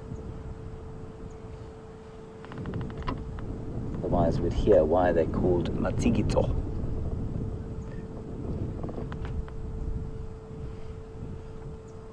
Just looking into the sky to see if I can see a bird of prey. I cannot see anything. So when they alarm call, when one of them does it, they'll all stand up on their hind legs and look towards the one that's made the alarm call, and then they'll all try and look basically towards the source of the consternation. So I can't see anything behind us, and whatever it was, they've ceased to alarm call at now. But you can see how quickly they stood up when they heard whatever it was alarm calling. And they're quite interesting. You know, this time of year, of course, we know that the wild dogs are breeding, and they have a very similar social structure to wild dogs. With an alpha pair that will breed, and if a beta pair does breed, it's unlikely that that the beta females' pups will be allowed to survive. Which of course is unlike that half-tail pack, which apparently has got 2 litters of pups, which is amazing. That means the beta pair has bred. I mean, it's quite a big, it was 10 adults in that pack, possibly even more at one stage. And they've both, the beta pair and the alpha pair, have managed to breed. And so far the alphas have tolerated the youngsters, which is really spectacular.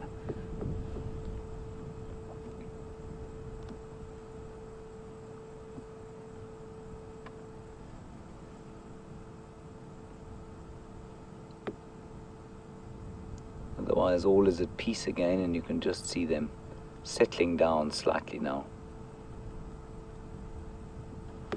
They are quite interested in what we are doing.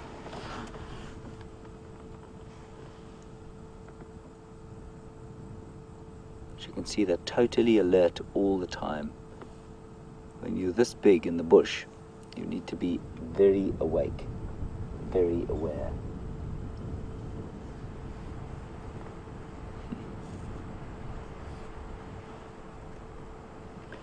Alright, we're going to slowly move past them. They'll probably disappear into their burrow and then come out again and enjoy the last rays.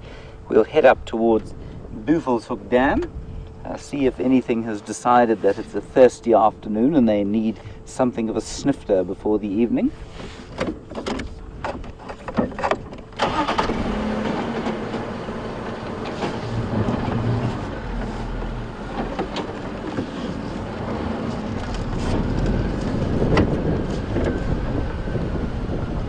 Bye-bye, chaps.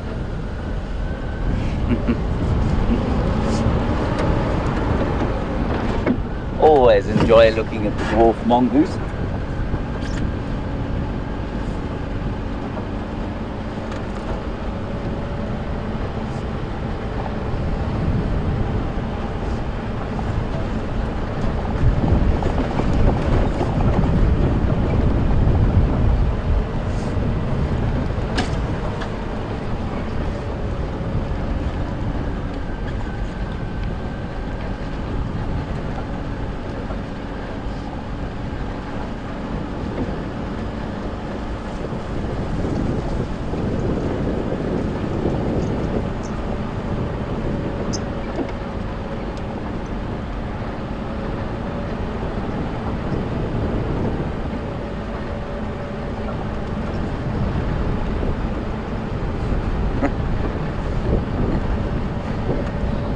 So we've had some, gee whiz, we've had some comment as to what animal I should be associated with. There's only one of you that's come up with anything that I can agree with. We've had hyena because of the way I laugh. I suppose I don't mind a hyena. I just didn't think I laughed like one. But thank you for that. Then we've had catfish, which is particularly unflattering. We've had Johnny, who says that I should be a dwarf mongoose because I am short and I have short hair. Thank you, Johnny. That's quite semi-kind, I suppose. I think, I don't know. And then a very kind soul who said I should be a wild dog because I saw them on my first day here. I think we'll go with wild dog. But unfortunately, you don't ever really get to choose your own nickname, do you?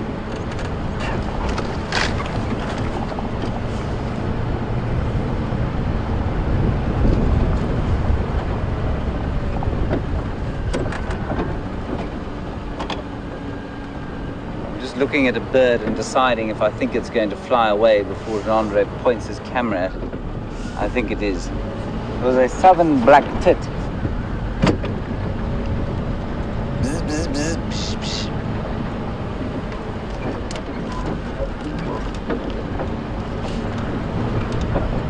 Catfish indeed.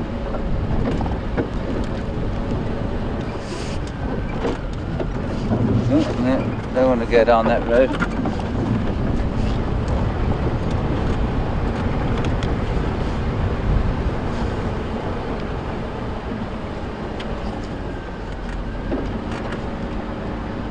Nice question from Cecilia. Cecilia, you want to know about alpha and beta and what the difference is and why we use the term. So alpha basically means when you term an animal the alpha, you mean the most dominant, the leader. So in a dog pack specifically, or in a mongoose troop like that, you will have an alpha pair, sometimes just an alpha male or an alpha female. I mean, you might even call the matriarch of a hyena clan the alpha. We just call her a matriarch. The beta pair would be basically the second in command. So the second most dominant pair within a pack of dogs or wolves.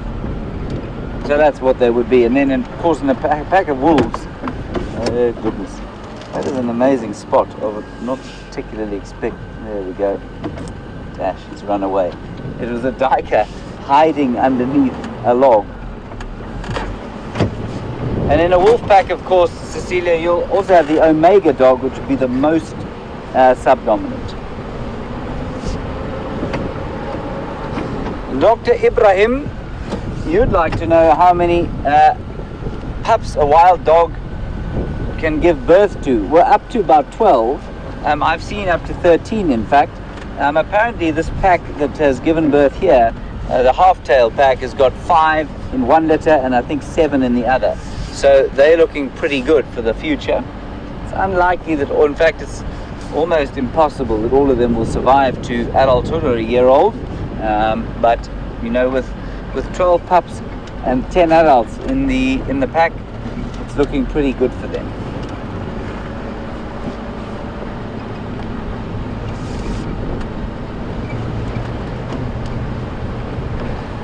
Steenbok running away, which we're also not going to point the camera at.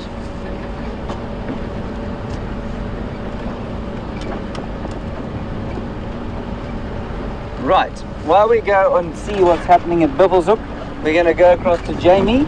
She's got some stripy horses and a little one to show you, and I'll see you a little bit later.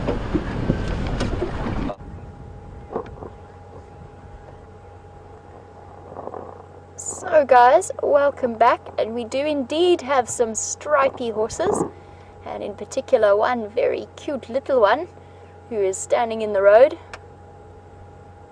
Probably only a couple of months old, I'm not entirely sure, maybe around 4 or 5 months,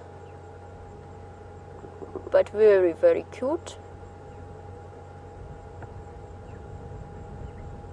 And still retaining a little bit of that baby fluff that new zebra foals have.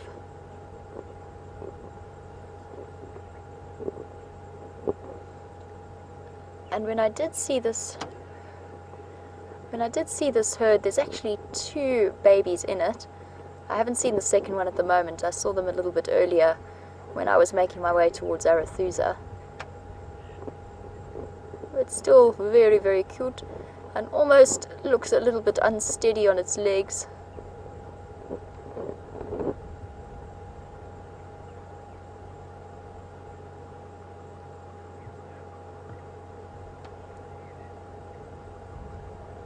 And I think possibly the individual behind it could be Mom. I haven't had a good chance to see, but she has been the zebra that has stayed closest to this foal while we've been watching.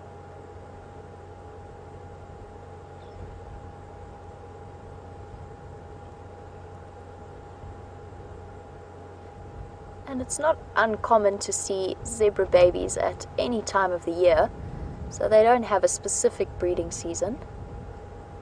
Although they can breed at any time, but there is usually a peak around the wet season, as with a lot of animals without a specific breeding time. Usually the births peak at around the wet season, just because the food quality is so much more suited for lactation and raising a little baby.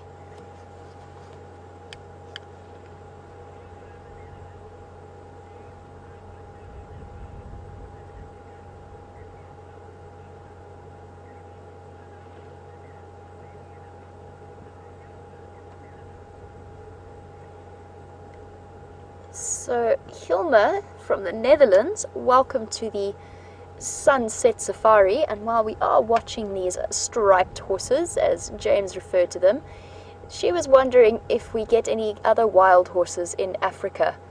And as far as I know, there might be some random populations of wild horses around Namibia that have come from domestic stock and then released into the wild as well. And there is something known as, I've just double checked the name, I think it is called a wild ass or something along those lines. If I can just check quickly, I'll let you know. And I was sort of brushing past it the other day when I was reading about interbreeding with the various species of zebra. So I'm just going to check quickly for you.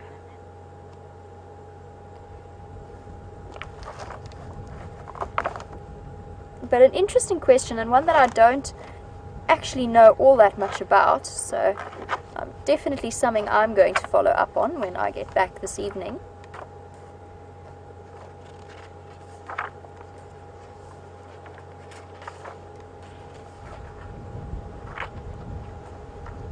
So I'm afraid I don't have the best answer for you.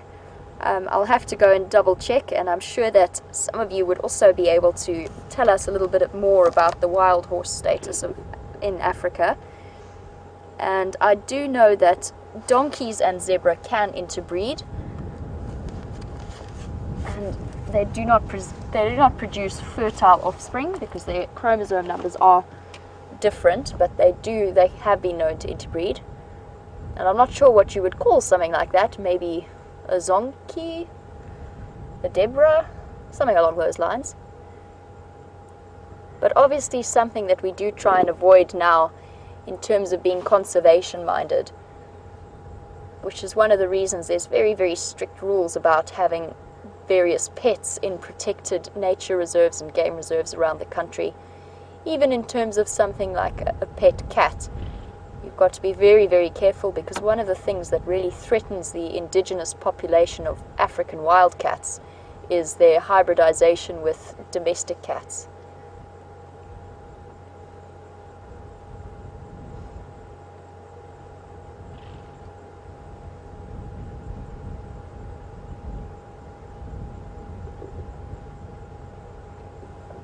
Are we still with the baby?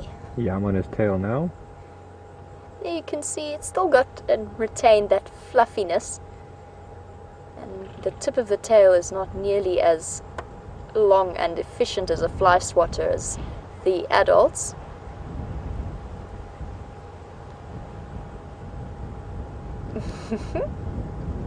It's so cute. And Susie was commenting on this little guy's mohawk, which I am loving as well. And a zebra mane is actually a very efficient way of judging the health of the animal, because they often look very round due to the somewhat gassy nature of their digestive system. The best way to tell the condition of a zebra is to look at its mohawk or its mane, and if it's nice and upright as it is with this little foal, then it is a healthy zebra.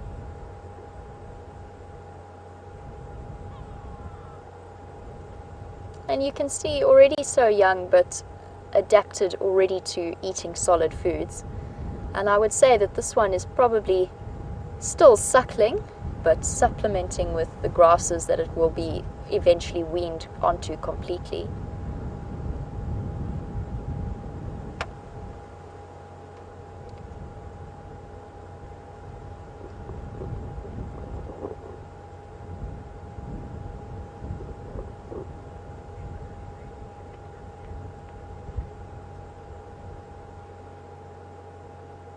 You can see digging deep for the best parts of the grass. And those spindly little legs still look a little bit disproportionate. And I always think when I see zebra foals like this that their legs do look very long for their bodies. But that makes sense, because you've got to be able to keep up when the herd goes running off, away from potentially a predator or something like that. So you need long legs. The same way baby giraffe also look fairly disproportionate, just because they need long legs to keep up with their mothers, but they still need to be able to reach under their mothers to suckle, so their necks are much, much shorter in proportion to their body than the adults are.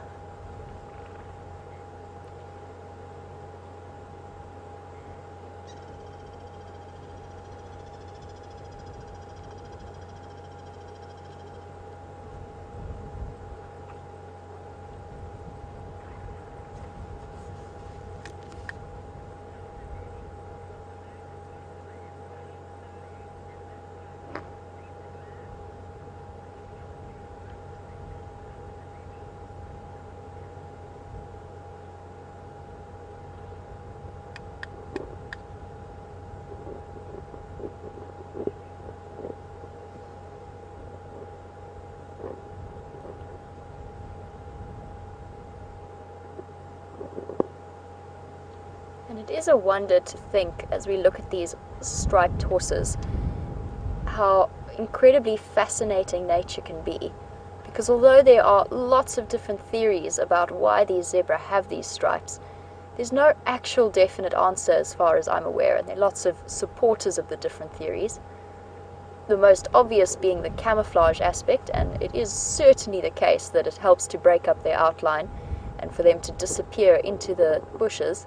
But it's just very interesting that they are the only species, or at least the only family, that has evolved to have this particular black and white stripe pattern as a way of camouflaging themselves.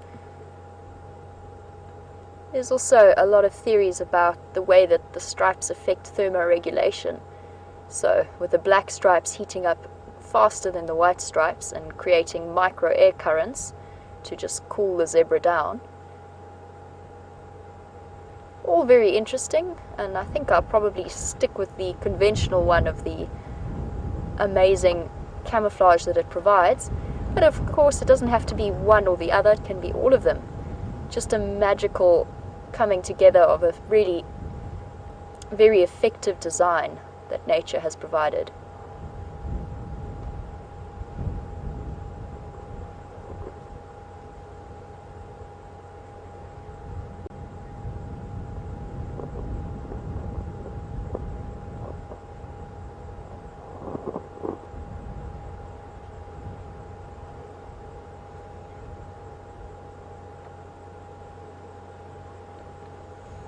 Thank you for being so obliging, little one, and staying out in the open.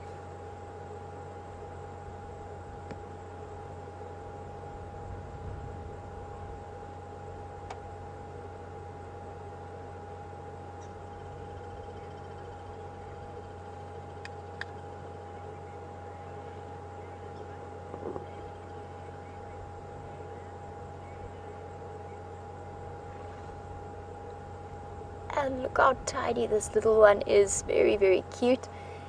And Julia Smith would like to know how old I think it is. She might have missed it when I mentioned earlier. I'm not entirely sure.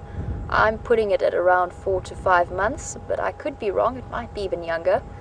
But it does seem fairly secure on its legs, but it's still retaining that really foal-like fluffiness, especially around the back end, from what I can see. I actually just want to grab my binoculars.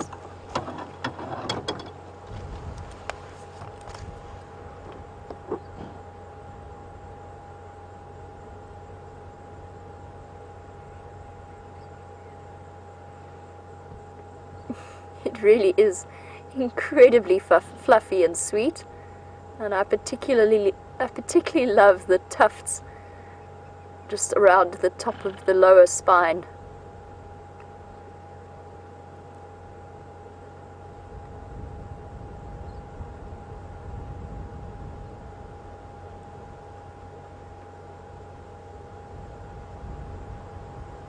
And of course, as I'm sure many of you know, that stripe pattern is unique and it will remain that way for the rest of its life. And I actually read something interesting, that they're not symmetrical. So the stripe pattern on the right and the stripe pattern on the left are not the same, which is very cool.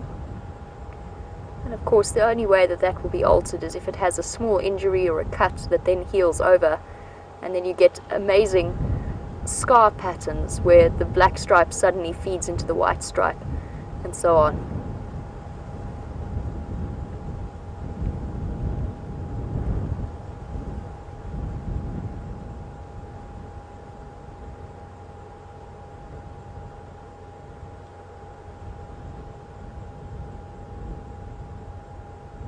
It's got quite the hairdo going on. That mane does look impressively long for such a tiny one. Ah. Now, I'm not sure if that's Mum. There's a sort of very protective stance there. But if we have a look at the adult that's just walked past, it doesn't have a tail. And growing up, I always assumed that that was a lucky escape from a predator. And I've since learnt, as I'm sure many of the regular viewers know, that that is generally caused by another zebra. So especially when a new mare enters the herd, the other females are not necessarily all that accepting of her, and they will sometimes bite at the tail and keep her separate from the rest of the herd in different ways, just for a couple of months as she starts to settle in, and the male keeps an eye on her. He will protect her and he will sort of follow behind and make sure she isn't too badly hurt. But that is where the missing tail comes from. So it's just a bite to the tail that's pulled it off. And stallions will often do it to each other as well.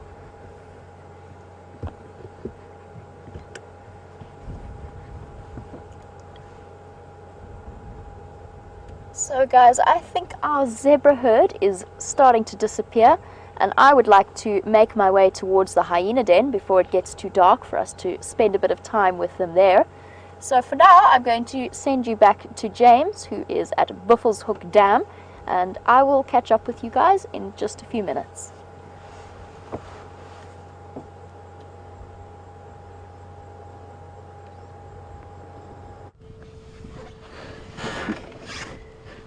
Hello everybody, welcome to Biffle's Hook Waterhole, a rapidly diminishing Biffle's Hook waterhole, but not nearly as rapidly diminishing as some of the others around here. There we have some nyalas, and it's a couple of cows, or a few cows and a young bull who have just had their afternoon snifter, and they're on their way probably off to find something to eat for supper. And you can just see as we look gently around the water here that the water level is definitely dropping, but it's maintaining levels much higher than any of the others, and I think therefore that it's probably quite deep at the bottom there. I suggested to Gendre that I perhaps go into the water to see how deep it is, and he scoffed at that idea. Well, actually he didn't. He said, yes, go and see if you can find Bob. And Bob was a hippo who lived here for quite a few weeks at the beginning of my tenure here. He's definitely left here, and I suspect that's because it's probably not enough water here. It won't be very deep in the middle there. Beautiful reflection of the sun as it's about to set.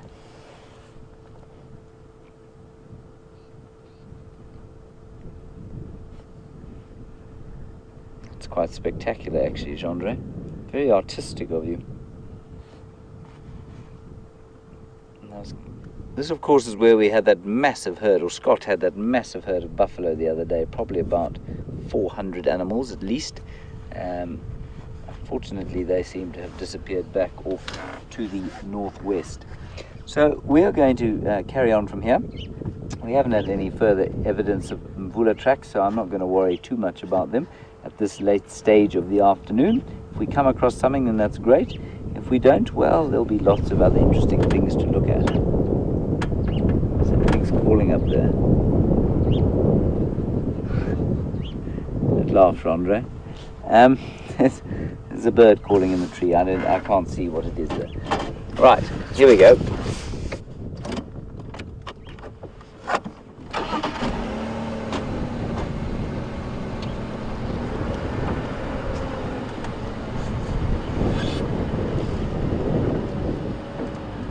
Hello, Joanne.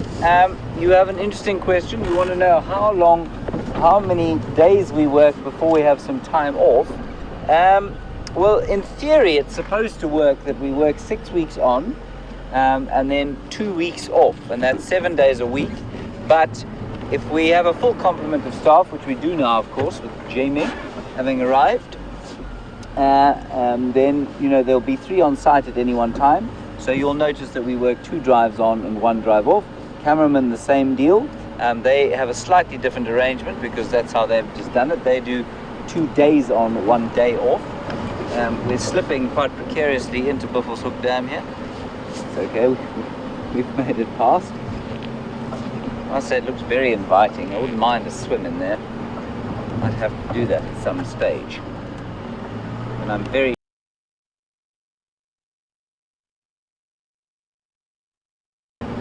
have to do that at some stage. And I'm very sure that there are no crocodiles or hippopotami. There are many tales around Africa of people who've checked to see if they can see anything in the way of crocodiles, gone into a waterhole and never returned.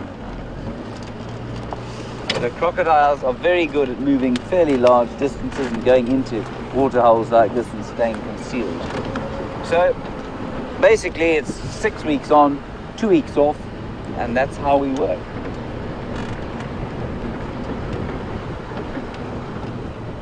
The directors, of course, just go flat out for 6 weeks. They don't get any time off at all.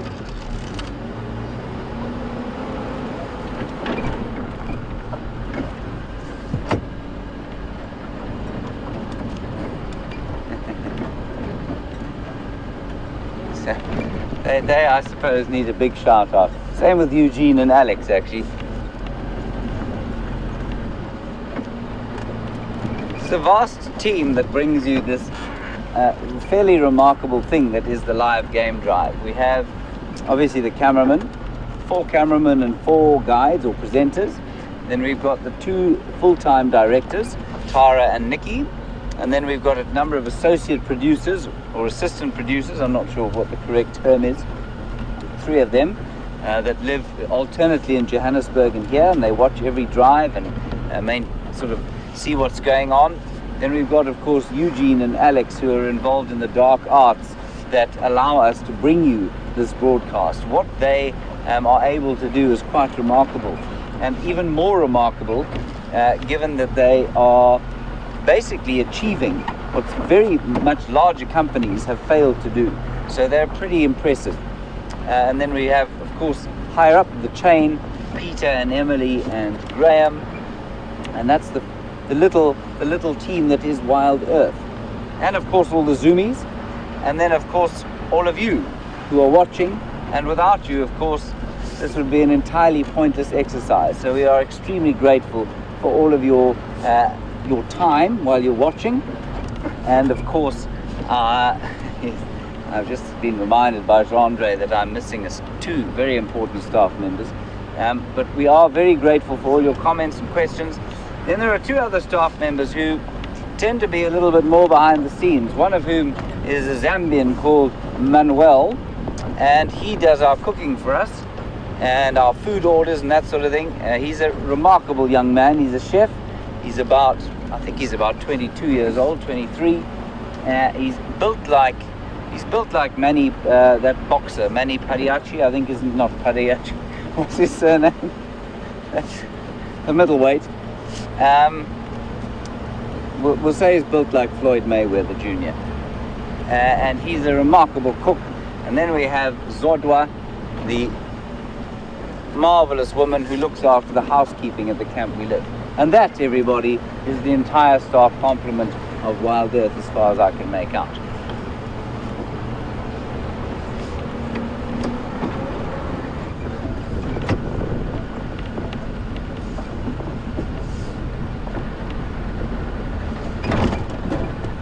And you know, we're extremely lucky.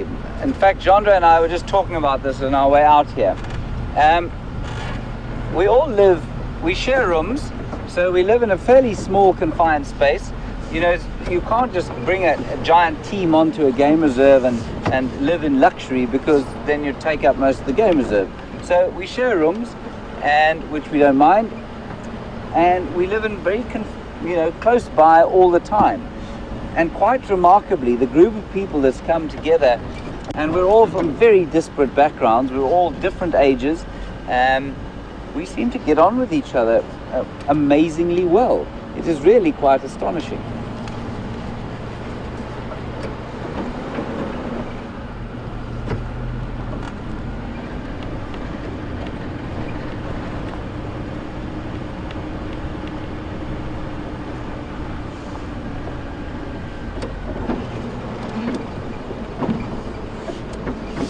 I did have a couple of female leopard tracks going down here when we turned off that way. They don't look very fresh to me, so we're just going to head sort of in their general direction. Maybe we'll come up with something. Maybe we won't. Just something to ponder. And I don't want to promise anything or build expectations unnecessarily. But Karula the other day ate a full steenbok, and for those of you who don't know, Karula is the sort of queen of Djuma. She's the queen leopard of the area, not biologically, but according to our viewers.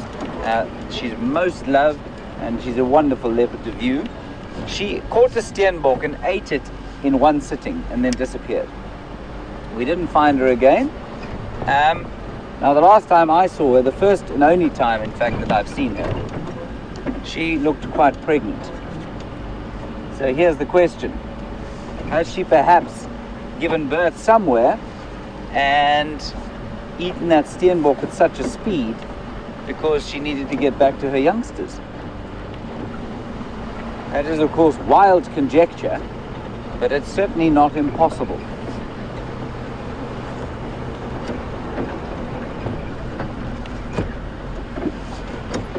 What is he?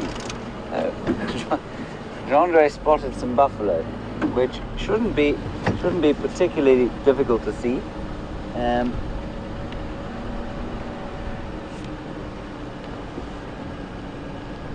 we go.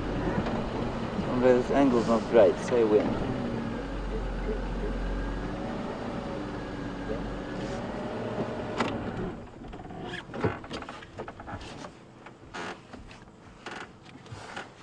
have some beefaloes. And in fact, we spotted that chap doing exactly what he's doing now as we linked across to Jamie for the zebra. He's chewing his cud, and the one behind there is very old. You can see how the horns on the top of his head, his boss, has basically just worn away from years and years of bashing it against other buffaloes' bosses and rubbing it against trees.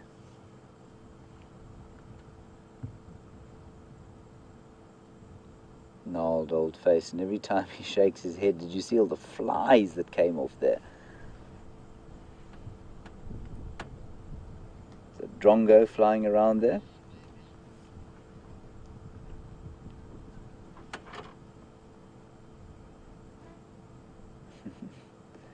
Quite interesting too. Look how blunt his bottom teeth are. That's fairly typical of a bovid ruminant. Very blunt teeth. And we had a question the other day about zebra teeth.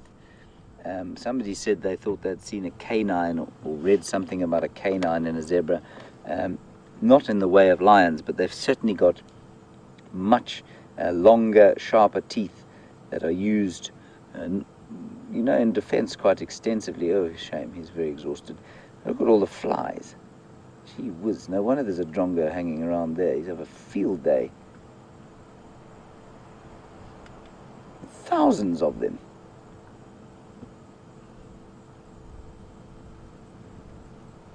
Flying in beautiful formation in the setting sunlight.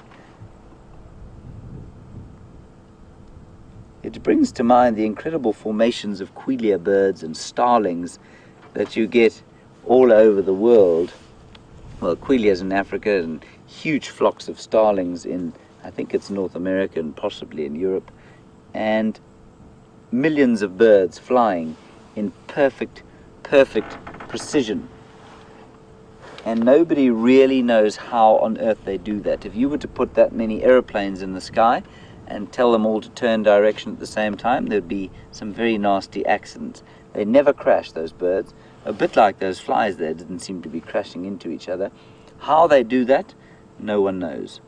There'll be all sorts of fangled theories about the way they communicate, and sensors on the wings and all sorts of things that really don't hold any form of water. How they're able to turn and create those incredible patterns sprayed across the sky is one of nature's great mysteries. Beautiful sun, just about to drop below the horizon.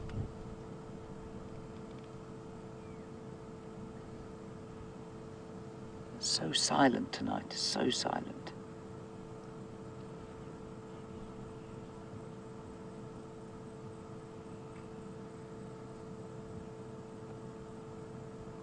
Right, I think we'll nip across to Jamie. I'm sure she's looking at the same sun and the same moon that's rising or certainly starting to shine just behind us, and I'll see you a little bit later, hopefully with a couple of nice updates. See you just now.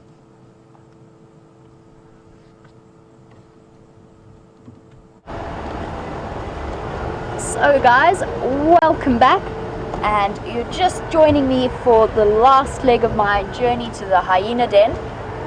So I'm just going to make my way through this dip, and we are within a couple of meters of it, and apparently it is active. There is another guide there, so we know that there's action happening around the den.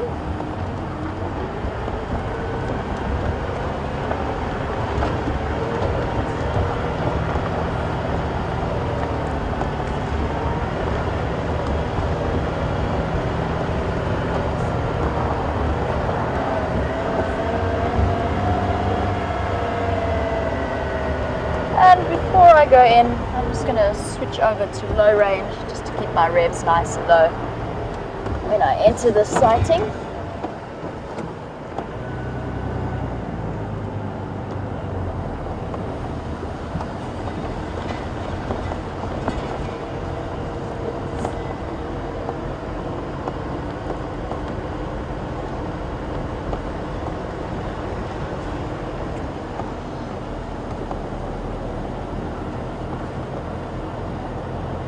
So as we make our way to the hyena den, I do hope that Alice from Ohio is still watching and still with us, because I know that she was curious about what is happening at the den. So hopefully we'll be able to show her in just a few minutes.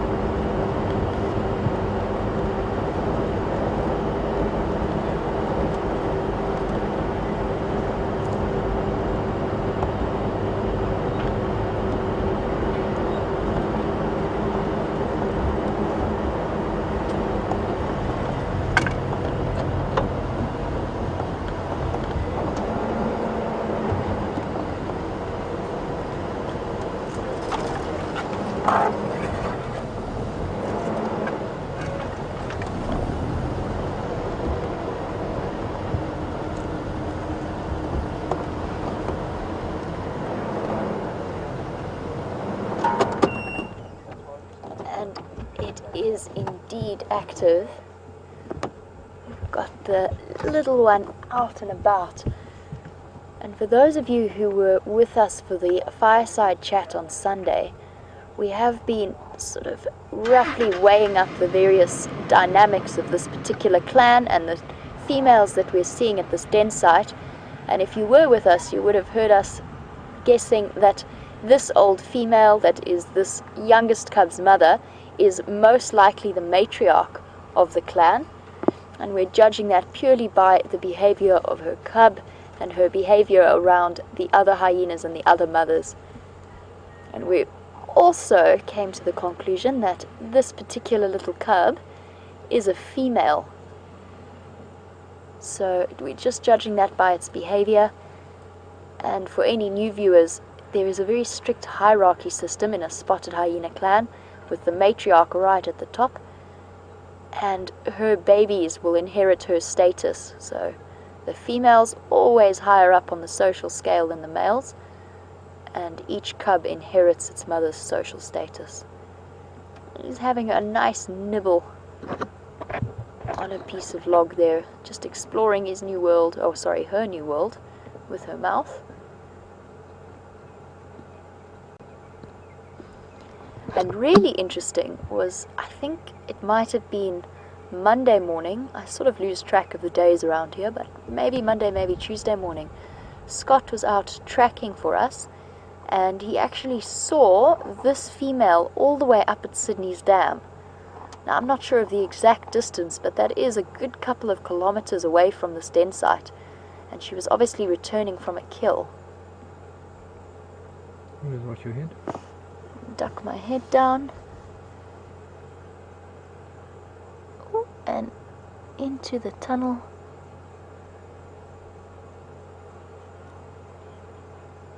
I am going to reposition slightly, I think, so that my head is not in the way.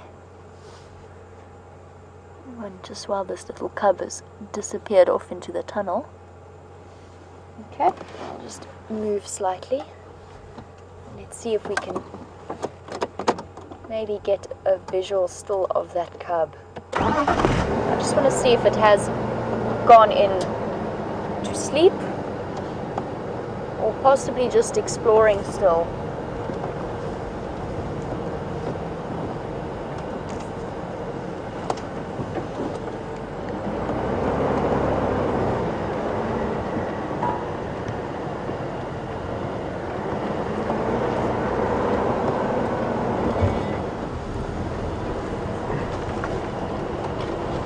So we were chatting about this little cub and its social place in its new world, and Mauricio would like to know what will happen to this cub if the matriarch were to die. Would it lose its social status? And unfortunately, I seem to have lost the view of it. Stop and see for 1 second if it comes out. And the answer to that question, I'm not entirely sure. Oh, hello. Peekaboo is coming out. I think it's going to move off to the right slightly. I'm not entirely sure of the answer to that question, and it would be very interesting to follow up, because typically when the matriarch dies, one of her oldest daughters will take over. But I don't think the cub will lose its status too far down the line, just because it is part of the matriarch's clan. Sorry guys, I am going to shift around again so that we can get a good view. This little cub is very mobile and very playful at the moment. So I don't know the exact answer to that question, and I think it would be very interesting to watch. I know that the matriarch's line do tend to be the very high-ranking females, but as we were discussing at Fireside Chat, there is also the occasional coup. So when one slightly lower-ranking female line will actually take over. We just had a nice peek at the sun disappearing.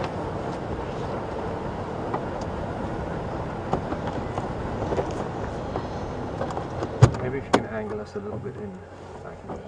Yeah.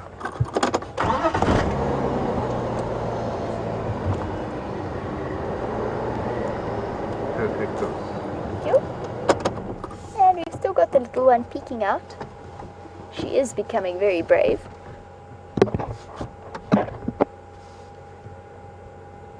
Unfortunately, the one occupational hazard of hyena dens is the flies.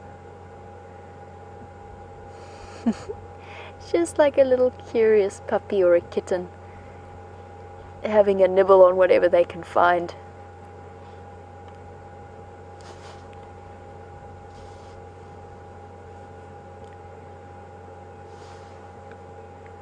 So I would actually love to know what happens once the matriarch dies and how that works in terms of her cubs. I think what would inevitably, or what would probably happen, is the daughter, the oldest daughter, would take over, or the next highest ranking female, which would be one of her older daughters, and then the cub would fall somewhere just below that, and below the new matriarch's cubs. That is how I imagine it would work, but again, the animals don't necessarily always follow the rules. Here you can see the little claws coming through, helping hold that branch and hold the little hyena cub in place. And when you do see their tracks, you'll see those claws quite clearly, especially in soft sand. And I actually once found a hyena cub stranded at a den, and I'm sure it was in circumstances very similar to this, or it arose in circumstances very similar to this, where it was playing in a raisin bush very similar to that one, and had obviously jumped up somehow and got its paw stuck. So it was kind of dangling in the fork and couldn't get enough leverage to push itself out of it. And we did actually, in that particular instance, go and rescue the cub. The mother stayed very close to us. She was very upset, but we sort of put ourselves between her and the cub and just wrapped its head up in a jacket, lifted it out, and then immediately let it go again. And it did stop and look at us for quite a long time with an utterly terrified look on its face before disappearing back into the den. And we went back the next day, and Mom and baby were happily reunited and playing.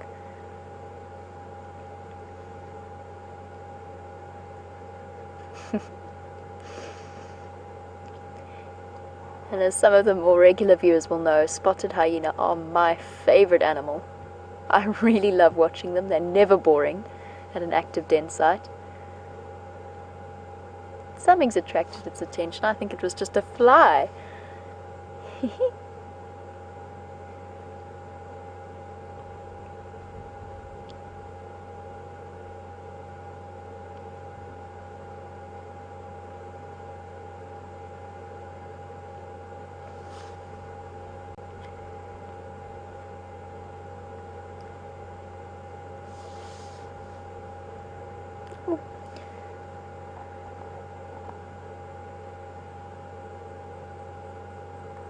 Careful, little baby. Your teeth are sharp. And at this point, it is impossible to tell the sex of this cub, because the females do have fake phalluses, so their clitoris is extended so that it almost looks like a penis, and then it's very difficult to tell, especially at this young age, whether it is a male or a female. And it's a very, very unusual trait in males, not males, mammals, to have a very indistinct difference between males and females. And it's got a little zebra hoof. It looks like a zebra hoof there that it's chewing on. Yes, definitely a zebra hoof.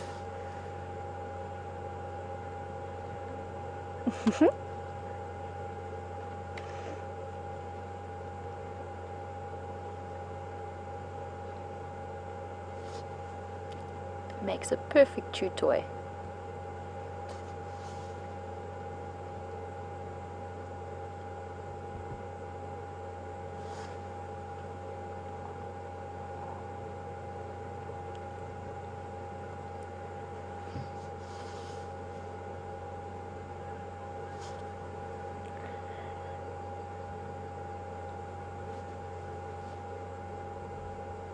So that zebra hoof didn't look like an adult. It was not a young foal's hoof, but it wasn't quite, as far as I could see from the size, it wasn't quite a full-sized zebra hoof. So it might have been from a sub-adult zebra. It could have been either killed by the hyena or scavenged from a lion kill.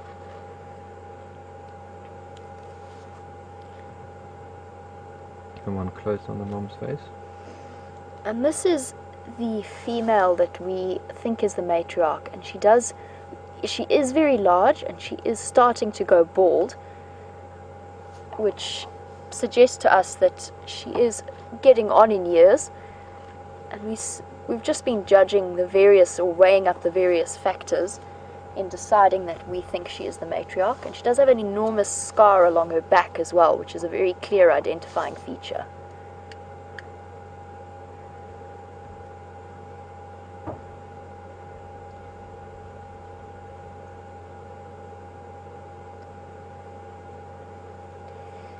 So guys, we just want to quickly send you back across to James for the last few moments of the sunset. We'll be back here very shortly.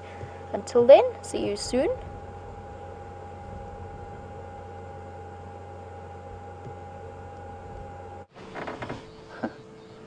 Hello everybody, just a quick pop over to us. We're sitting here on a high point overlooking the mountains, and I just thought it was too good an opportunity to miss this incredible sunset between two glorious little knobthorn trees. A wonderful African sun is setting through the smoke coming up from the communities, and they're cooking fires as the shangans of the evening come out and cook their meals, and the families play in the streets. And you can see the redness of that sun is from all the dust and the smoke from the communities of people that live outside this beautiful reserve called the Kruger National Park. There it goes.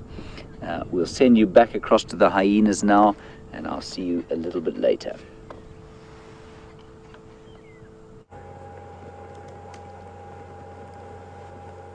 So guys, welcome back. I hope you enjoyed the last few minutes of another wonderful African sunset.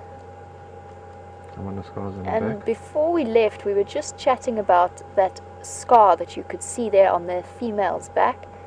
Very clear identifying feature for us, and one that probably won't disappear as it heals. And we do think that it is entirely possible that that came from something like a lion, or maybe another hyena, but potentially, or most likely option is that it looks like a scrape mark from a claw. So possibly when she was trying to nick some food. And now little one is trying to play with mommy and get in there to suckle a little bit. Nope, no luck. On to more interesting and exciting things. And now he's going to dig a little bit. It's interesting to see it digging like that, because I've often wondered how the internal tunnels of the den stay clear when the females can't fit into the smaller bits. Whoopsie. Almost fell down. But it's interesting now I realize that the cubs also potentially play a role in keeping those smaller tunnels clear. Hello, little one.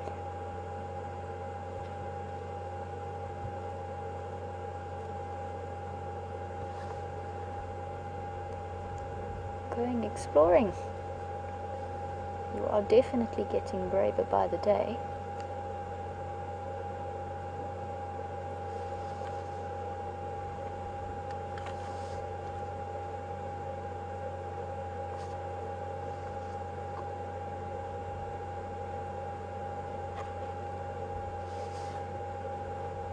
And I mentioned a little bit earlier that I think this female looks particularly old and balding.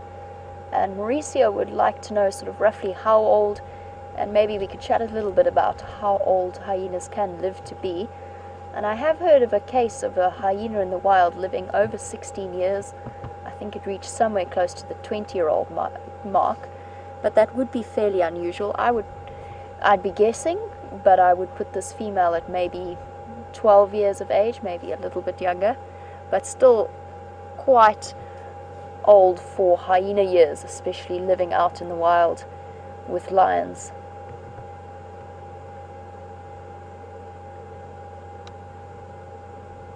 I'm just racking my brains trying to remember what I read about the oldest female who actually gave birth. I think it might have been around 15 or 16 she had her last litter. And you can see now that we're just looking at her face, she is starting to get those bald spots that are characteristic of older females. She's also very tatty around the ears. She's got that serious scar.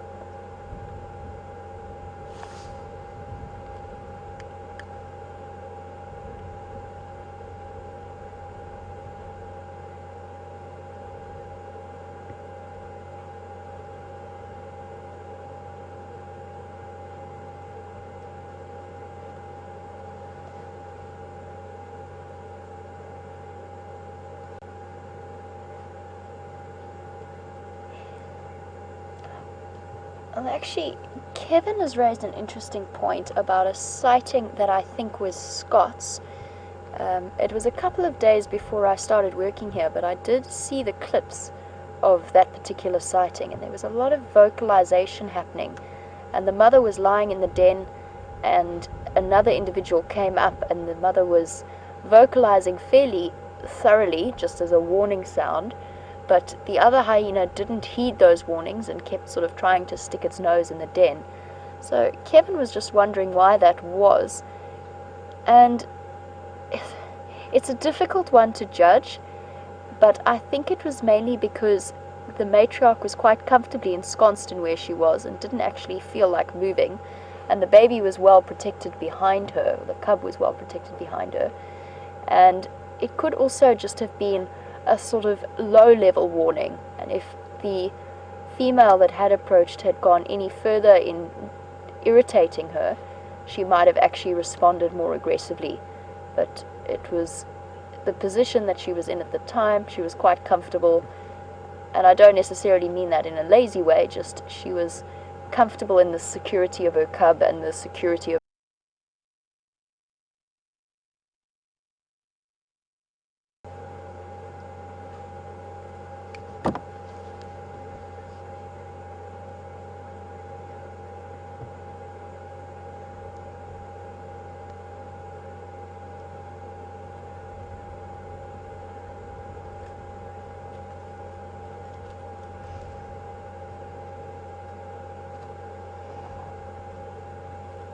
So at the moment, this little one that we've been watching will be very, very dependent on mom's milk. And Tim was just wondering how they get water. So the cubs at the den, will they travel to a water source? Will they make intermittent trips to the dam? And at the moment, they're getting all of the hydration needs that they have from their mother's milk. They're also, just as an interesting aside, that milk is some of the richest in the animal kingdom. Very, very healthy and high in protein. And they suspect that's partly to do with the female's big size. So while the cubs are suckling, and from all age ranges that we've got at this den, from this little one all the way up to the ones that are roughly around 7 months old, they are still dependent on mom's milk and not having to go to water to feed. Not to feed, sorry, to drink. That makes more sense. But they will, in the next couple of months, as they start to wean, and I have looked up the weaning age. It is around 12 months for the matriarch, anywhere from 12 months to a year and a half. Then they will start to move backwards and forwards towards the dams to drink.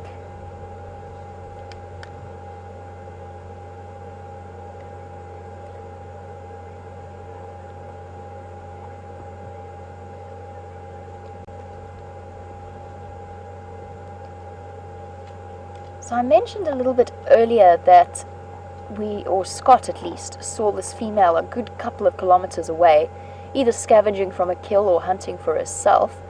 And Vanessa would like to know what happens to the little one when the females head out and go hunting. And the answer is that the little one will stay within the confines of the den for as long as necessary until mom comes back to feed it.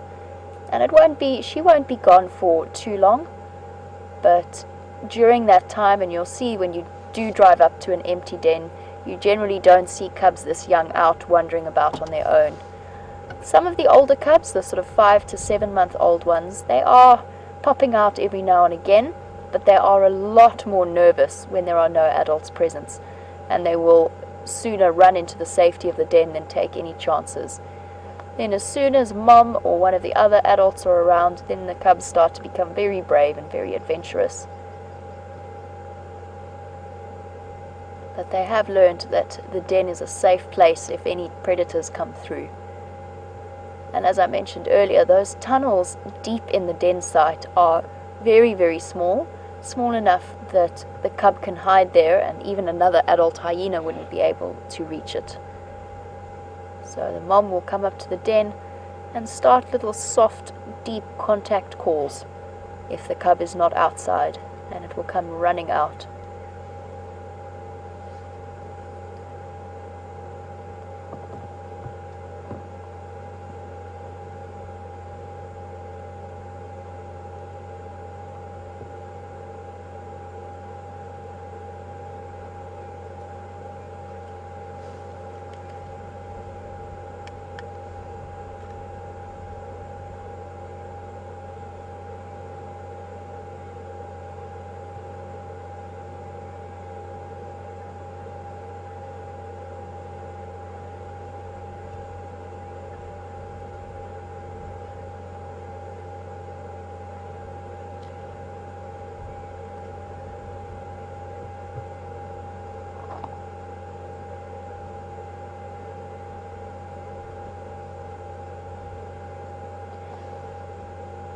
So we were talking a little bit about the hyena hierarchy, and we've got a question from Jas or Jazz or somebody. I'm not entirely sure how to pronounce the name that you have, so I'm very, very sorry about that, but from North Carolina.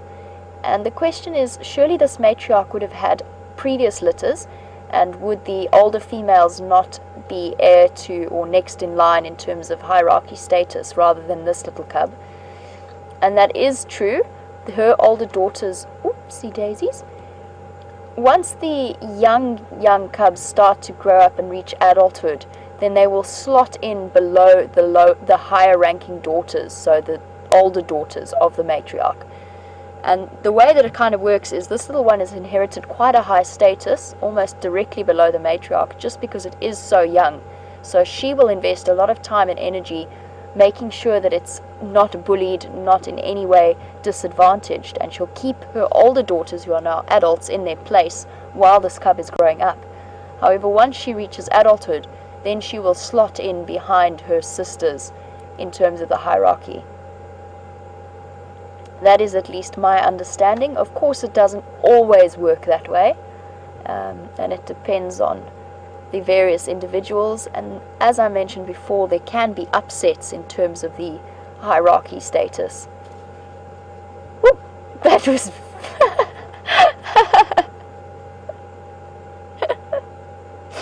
a little bit too adventurous there, and just fell over onto her back, trying to jump on mom's back, but slightly misjudged.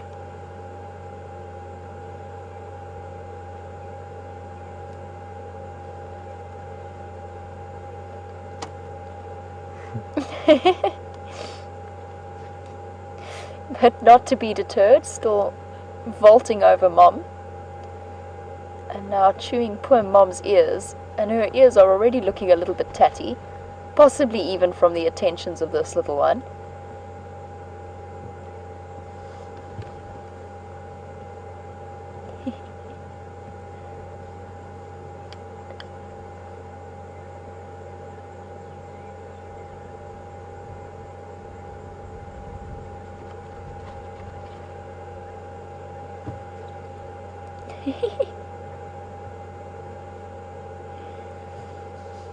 And as this cub is being so very playful and entertaining, and chewing on a lot that it can reach, including poor old long-suffering Mum, Julia would like to know if it's possible that this cub is teething. My personal opinion is yes, it could well be. The little milk teeth, particularly the molars, might not all have come through yet, so it might be doing a bit of a nibble on Mom. And then in a couple of months the process will repeat itself as those milk teeth start to fall out and the permanent teeth start to move in through the gums. So much the way that a young puppy or a kitten likes to chew on things for the comfort it brings while they're teething, I would not be surprised if something very similar is happening here in terms of chewing. Now it's got Mom's ear. Poor Mom. And I will say that those milk teeth, if judging from the time that my puppy had milk teeth, will be like little needles. Very, very sharp. And it's so cool to watch the mom playing with that cub. And when you do know and understand how incredible that bite force is that she can exert, and she's just very gently wrapping her mouth around her baby.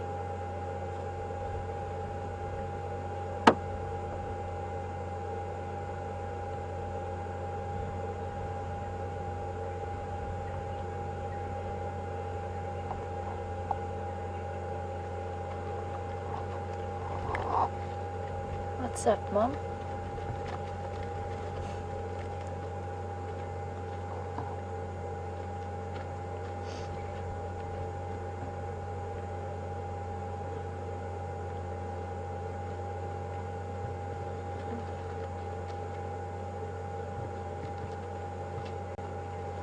I can't actually see what she's looking at off in the distance. I'm just trying to check.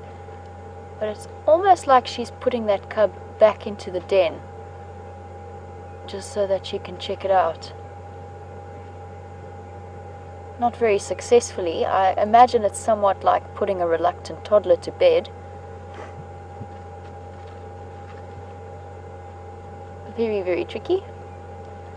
But whatever caught her attention, she doesn't seem to be too bothered by it. It could be another hyena returning to the den, or just a mysterious noise or smell that she wanted to identify.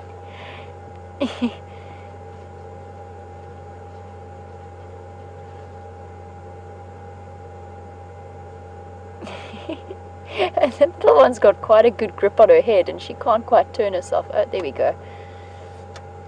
She couldn't quite tuck herself in to get her mouth around it.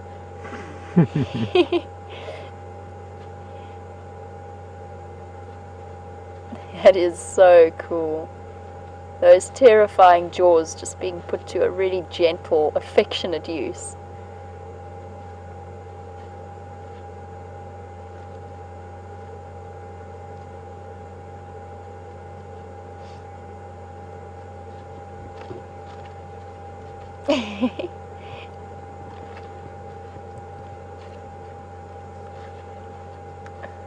I could be wrong, but I really honestly think that she wants to move off, possibly to see whatever that's made her look up earlier, but she doesn't want the cub to follow her.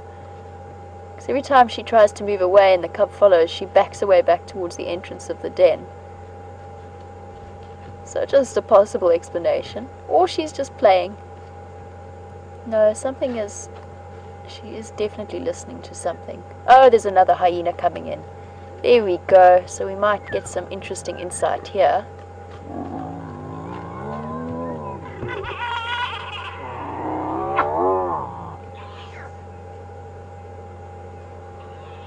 I'd love to see.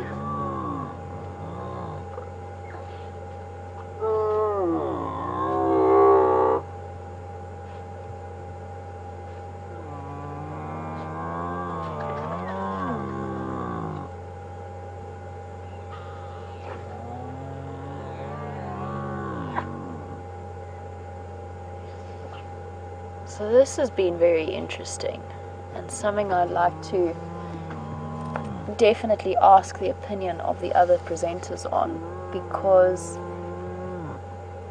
I do see what I think it was Kevin was talking about earlier, about the way that this other female has responded.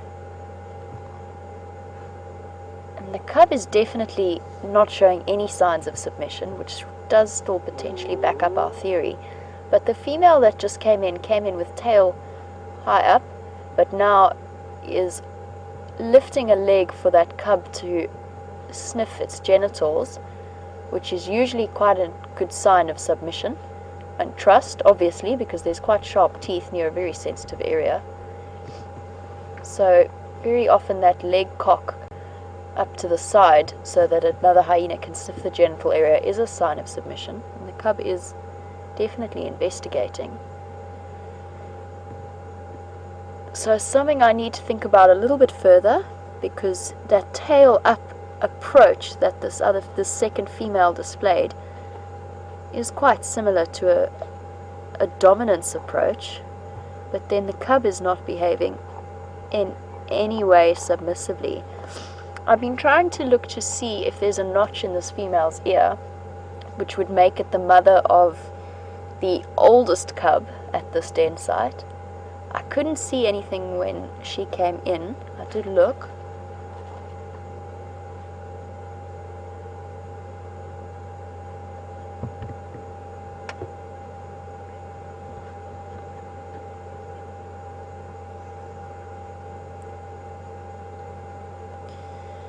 Very interesting.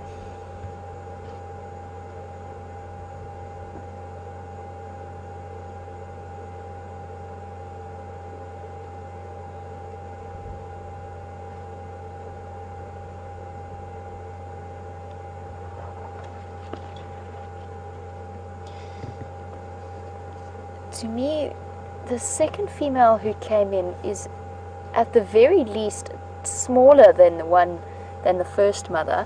Looks like there is a small notch on the left ear. There is. Oh, no notch. Okay, so we don't have a notch. So, oh, cub got a little bit too intense there. So I don't see a piercing in the ear, which makes it a different female to any of the mothers at this den site. So just bear with me a second. I'm trying to rack my brains around this. So it's a fourth female, but the cub is not showing any signs of being submissive, and the adult hasn't done anything to put it in its place. So I'm still going with the mother of this young cub being the matriarch. It was just very interesting to see. The second female who came in looks younger to me and smaller as well, and there's something coming that's attracted both of their attentions. Could be another hyena. I would say it's most likely another hyena.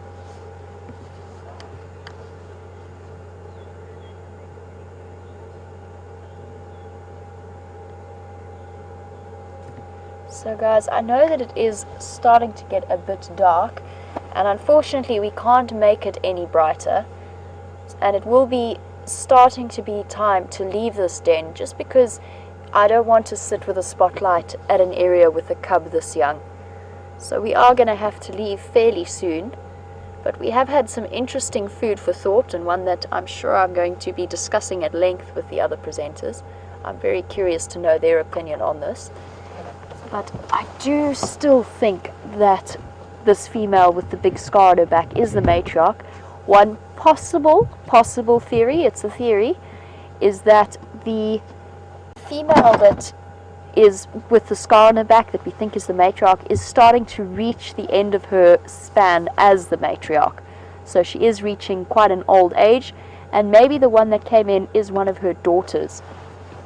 So possibly it could be a dynamic like that where a new matriarch is potentially coming in. But very, very interesting dynamics and interactions happening there.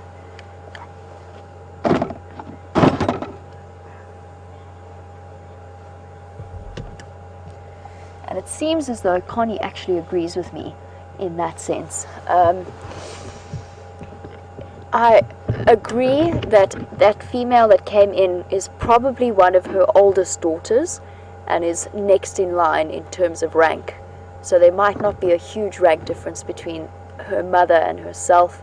And then an extension of that is potentially the mother is getting to the end of her reign as the matriarch of this clan. I don't know for sure, but it is just a theory.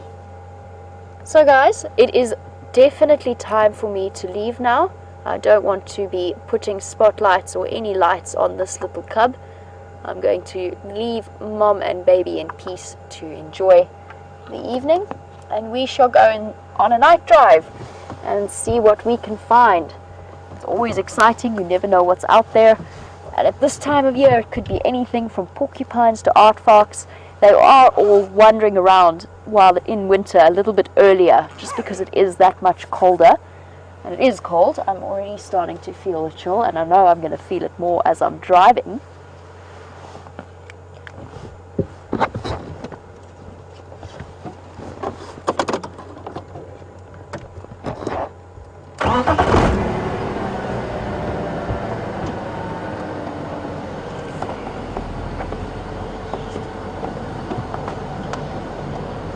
So as we leave the active hyena den, always fascinating to watch, and BJ agrees with me that they are definitely one of the most interesting animals to see and observe, just because there is so much going on with their constant dynamics. And BJ would like to know if that younger female arriving is in any way a threat to the mom, the matriarch, or the cub.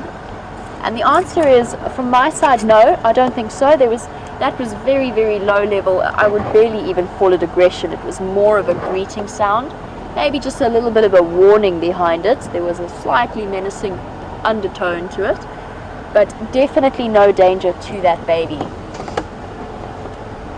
And hyena clans are fascinating because they don't have to be related females, yet they will all defend the clan. So very often they are, especially around a den site. But you may get one or two completely separate, or two or three completely separate genetic lines forming one clan, probably as a response to the need to pack together to coexist with something like a pride of lions. So really, really interesting dynamics that happen because a clan is cooperating and defending a territory communally, but it could even be to the advantage of offspring that aren't even yours genetically. So very unusual in the mammal world.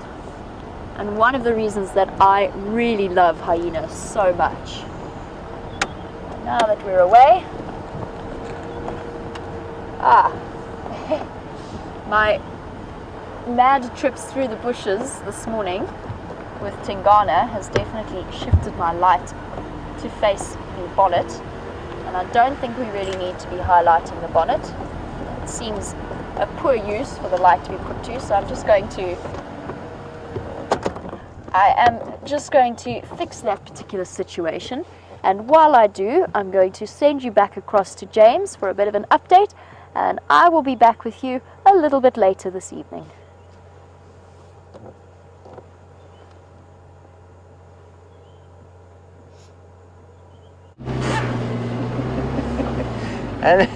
Hello everybody, welcome back to Giga. You've had a magnificent afternoon.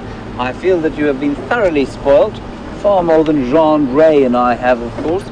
But we have had a very special time nevertheless, and we are now in the midst of a little night drive to see what night creatures we can find And the things to look out for, of course, are genets, which you saw with Scott today during the day, which is very unusual. For those of you who weren't on the morning drive, Scott managed to find a genet sitting in a tree, and I've yet to see a genet here. In fact, the last one I saw was in Johannesburg, which is very unusual.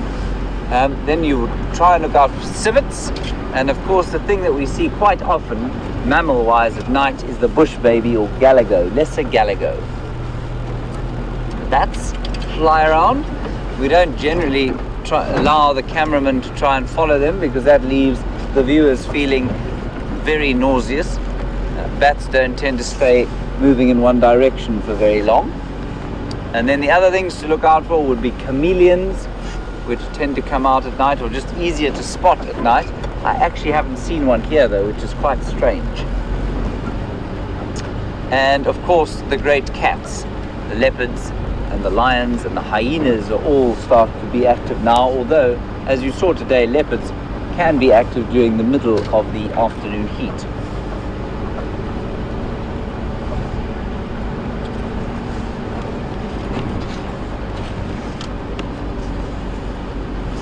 The moon is almost full. I'd say probably, John, 2 days? 2 days or full. And we'll have the sun setting and the moon rising at the same time, probably in about 2 days' time. A nice time of year for that sort of thing. And it's much warmer, it's appreciably warmer than it's been at night for the last few days. I've only just put my jersey on, and it's probably sitting at about 17 degrees, if not a bit warmer. So just have a look there. I don't want to shine exactly on it there. If you zoom to the middle, there's a white-crowned shrike. There we go. It's a very odd place for a white-crowned shrike to be. Not very high up, not a straight branch at all.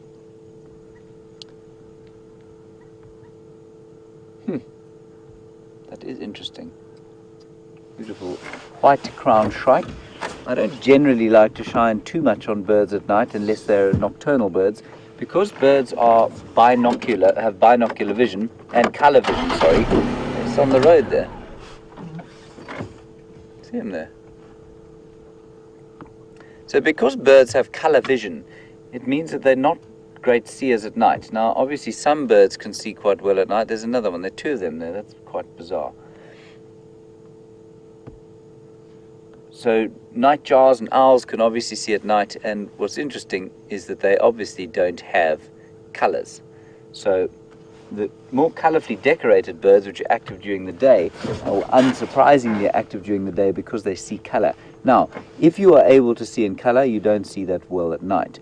And so if you flush a bird like, say a brown-headed parrot or a lilac-breasted roller at night time, and they fly off into the darkness, remember the skill that it must take in order for them to land on a branch even in broad daylight. Now, to do that at night, when you've been blinded by light and you don't see very well at night, is obviously very difficult. So we try to avoid shining on the colorful birds during the night time. But these, very interesting to me that these white-crowned shrikes are on the ground at all.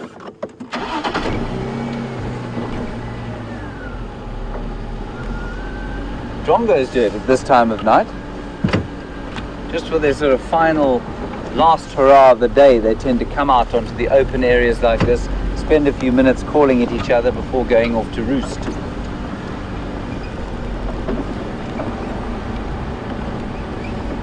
That's them calling. Wee, wee, wee, wee. The white-crowned shrike, I mean, not the drongo.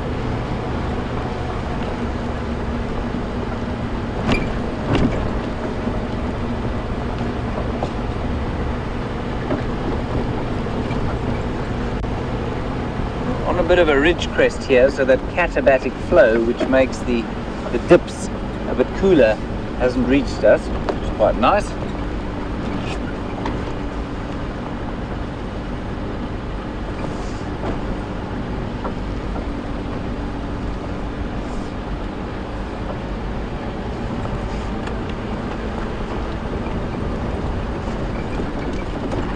going to stop here and give you an impression of what I'm smelling and hearing, and then we'll say a quick goodbye before you go off to Jamie so she can recap a rather spectacular afternoon that you've shared with her. I'm extremely jealous.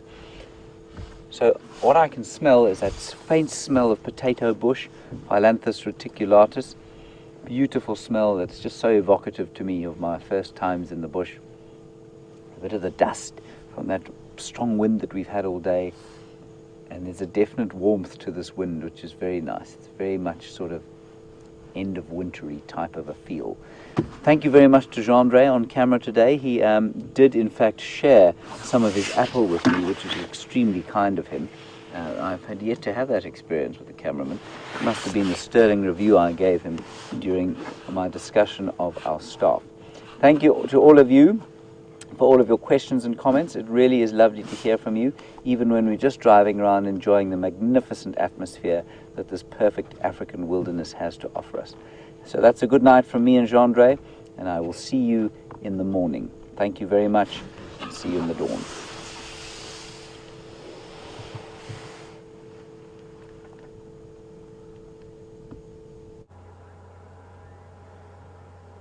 So guys, welcome back, and look at this unbelievable view that we have of the moon. And what a great way to end off what has been a truly special sunset safari this afternoon. We can even see some of the craters coming through, and it is very, very close to full moon. If we missed it earlier, we were just talking about it, that it will be the full moon and a blue moon on the 31st of July. So, a really nice afternoon for me. Started out with a surprise sighting of Shadow and Sindile, with Sindile being really, really playful and really entertaining. And it was so cool because I knew their tracks from their tracks. They were somewhere in the area, but they just appeared and started playing in front of us. And then, of course, the wonderful spotted hyena interaction. So, as always, a big thank you to the Aardvark for his spectacular camera work this afternoon, and to Nikki and Lou in FC, and Eugene and Alex, our tech geniuses. And then, most importantly, thank you to all of the viewers for joining us. It's what makes doing this job so very special, that we are able to share it with you guys. So we're going to leave you with the wonderful picture of the night sky. Have a great day, and we will see you tomorrow.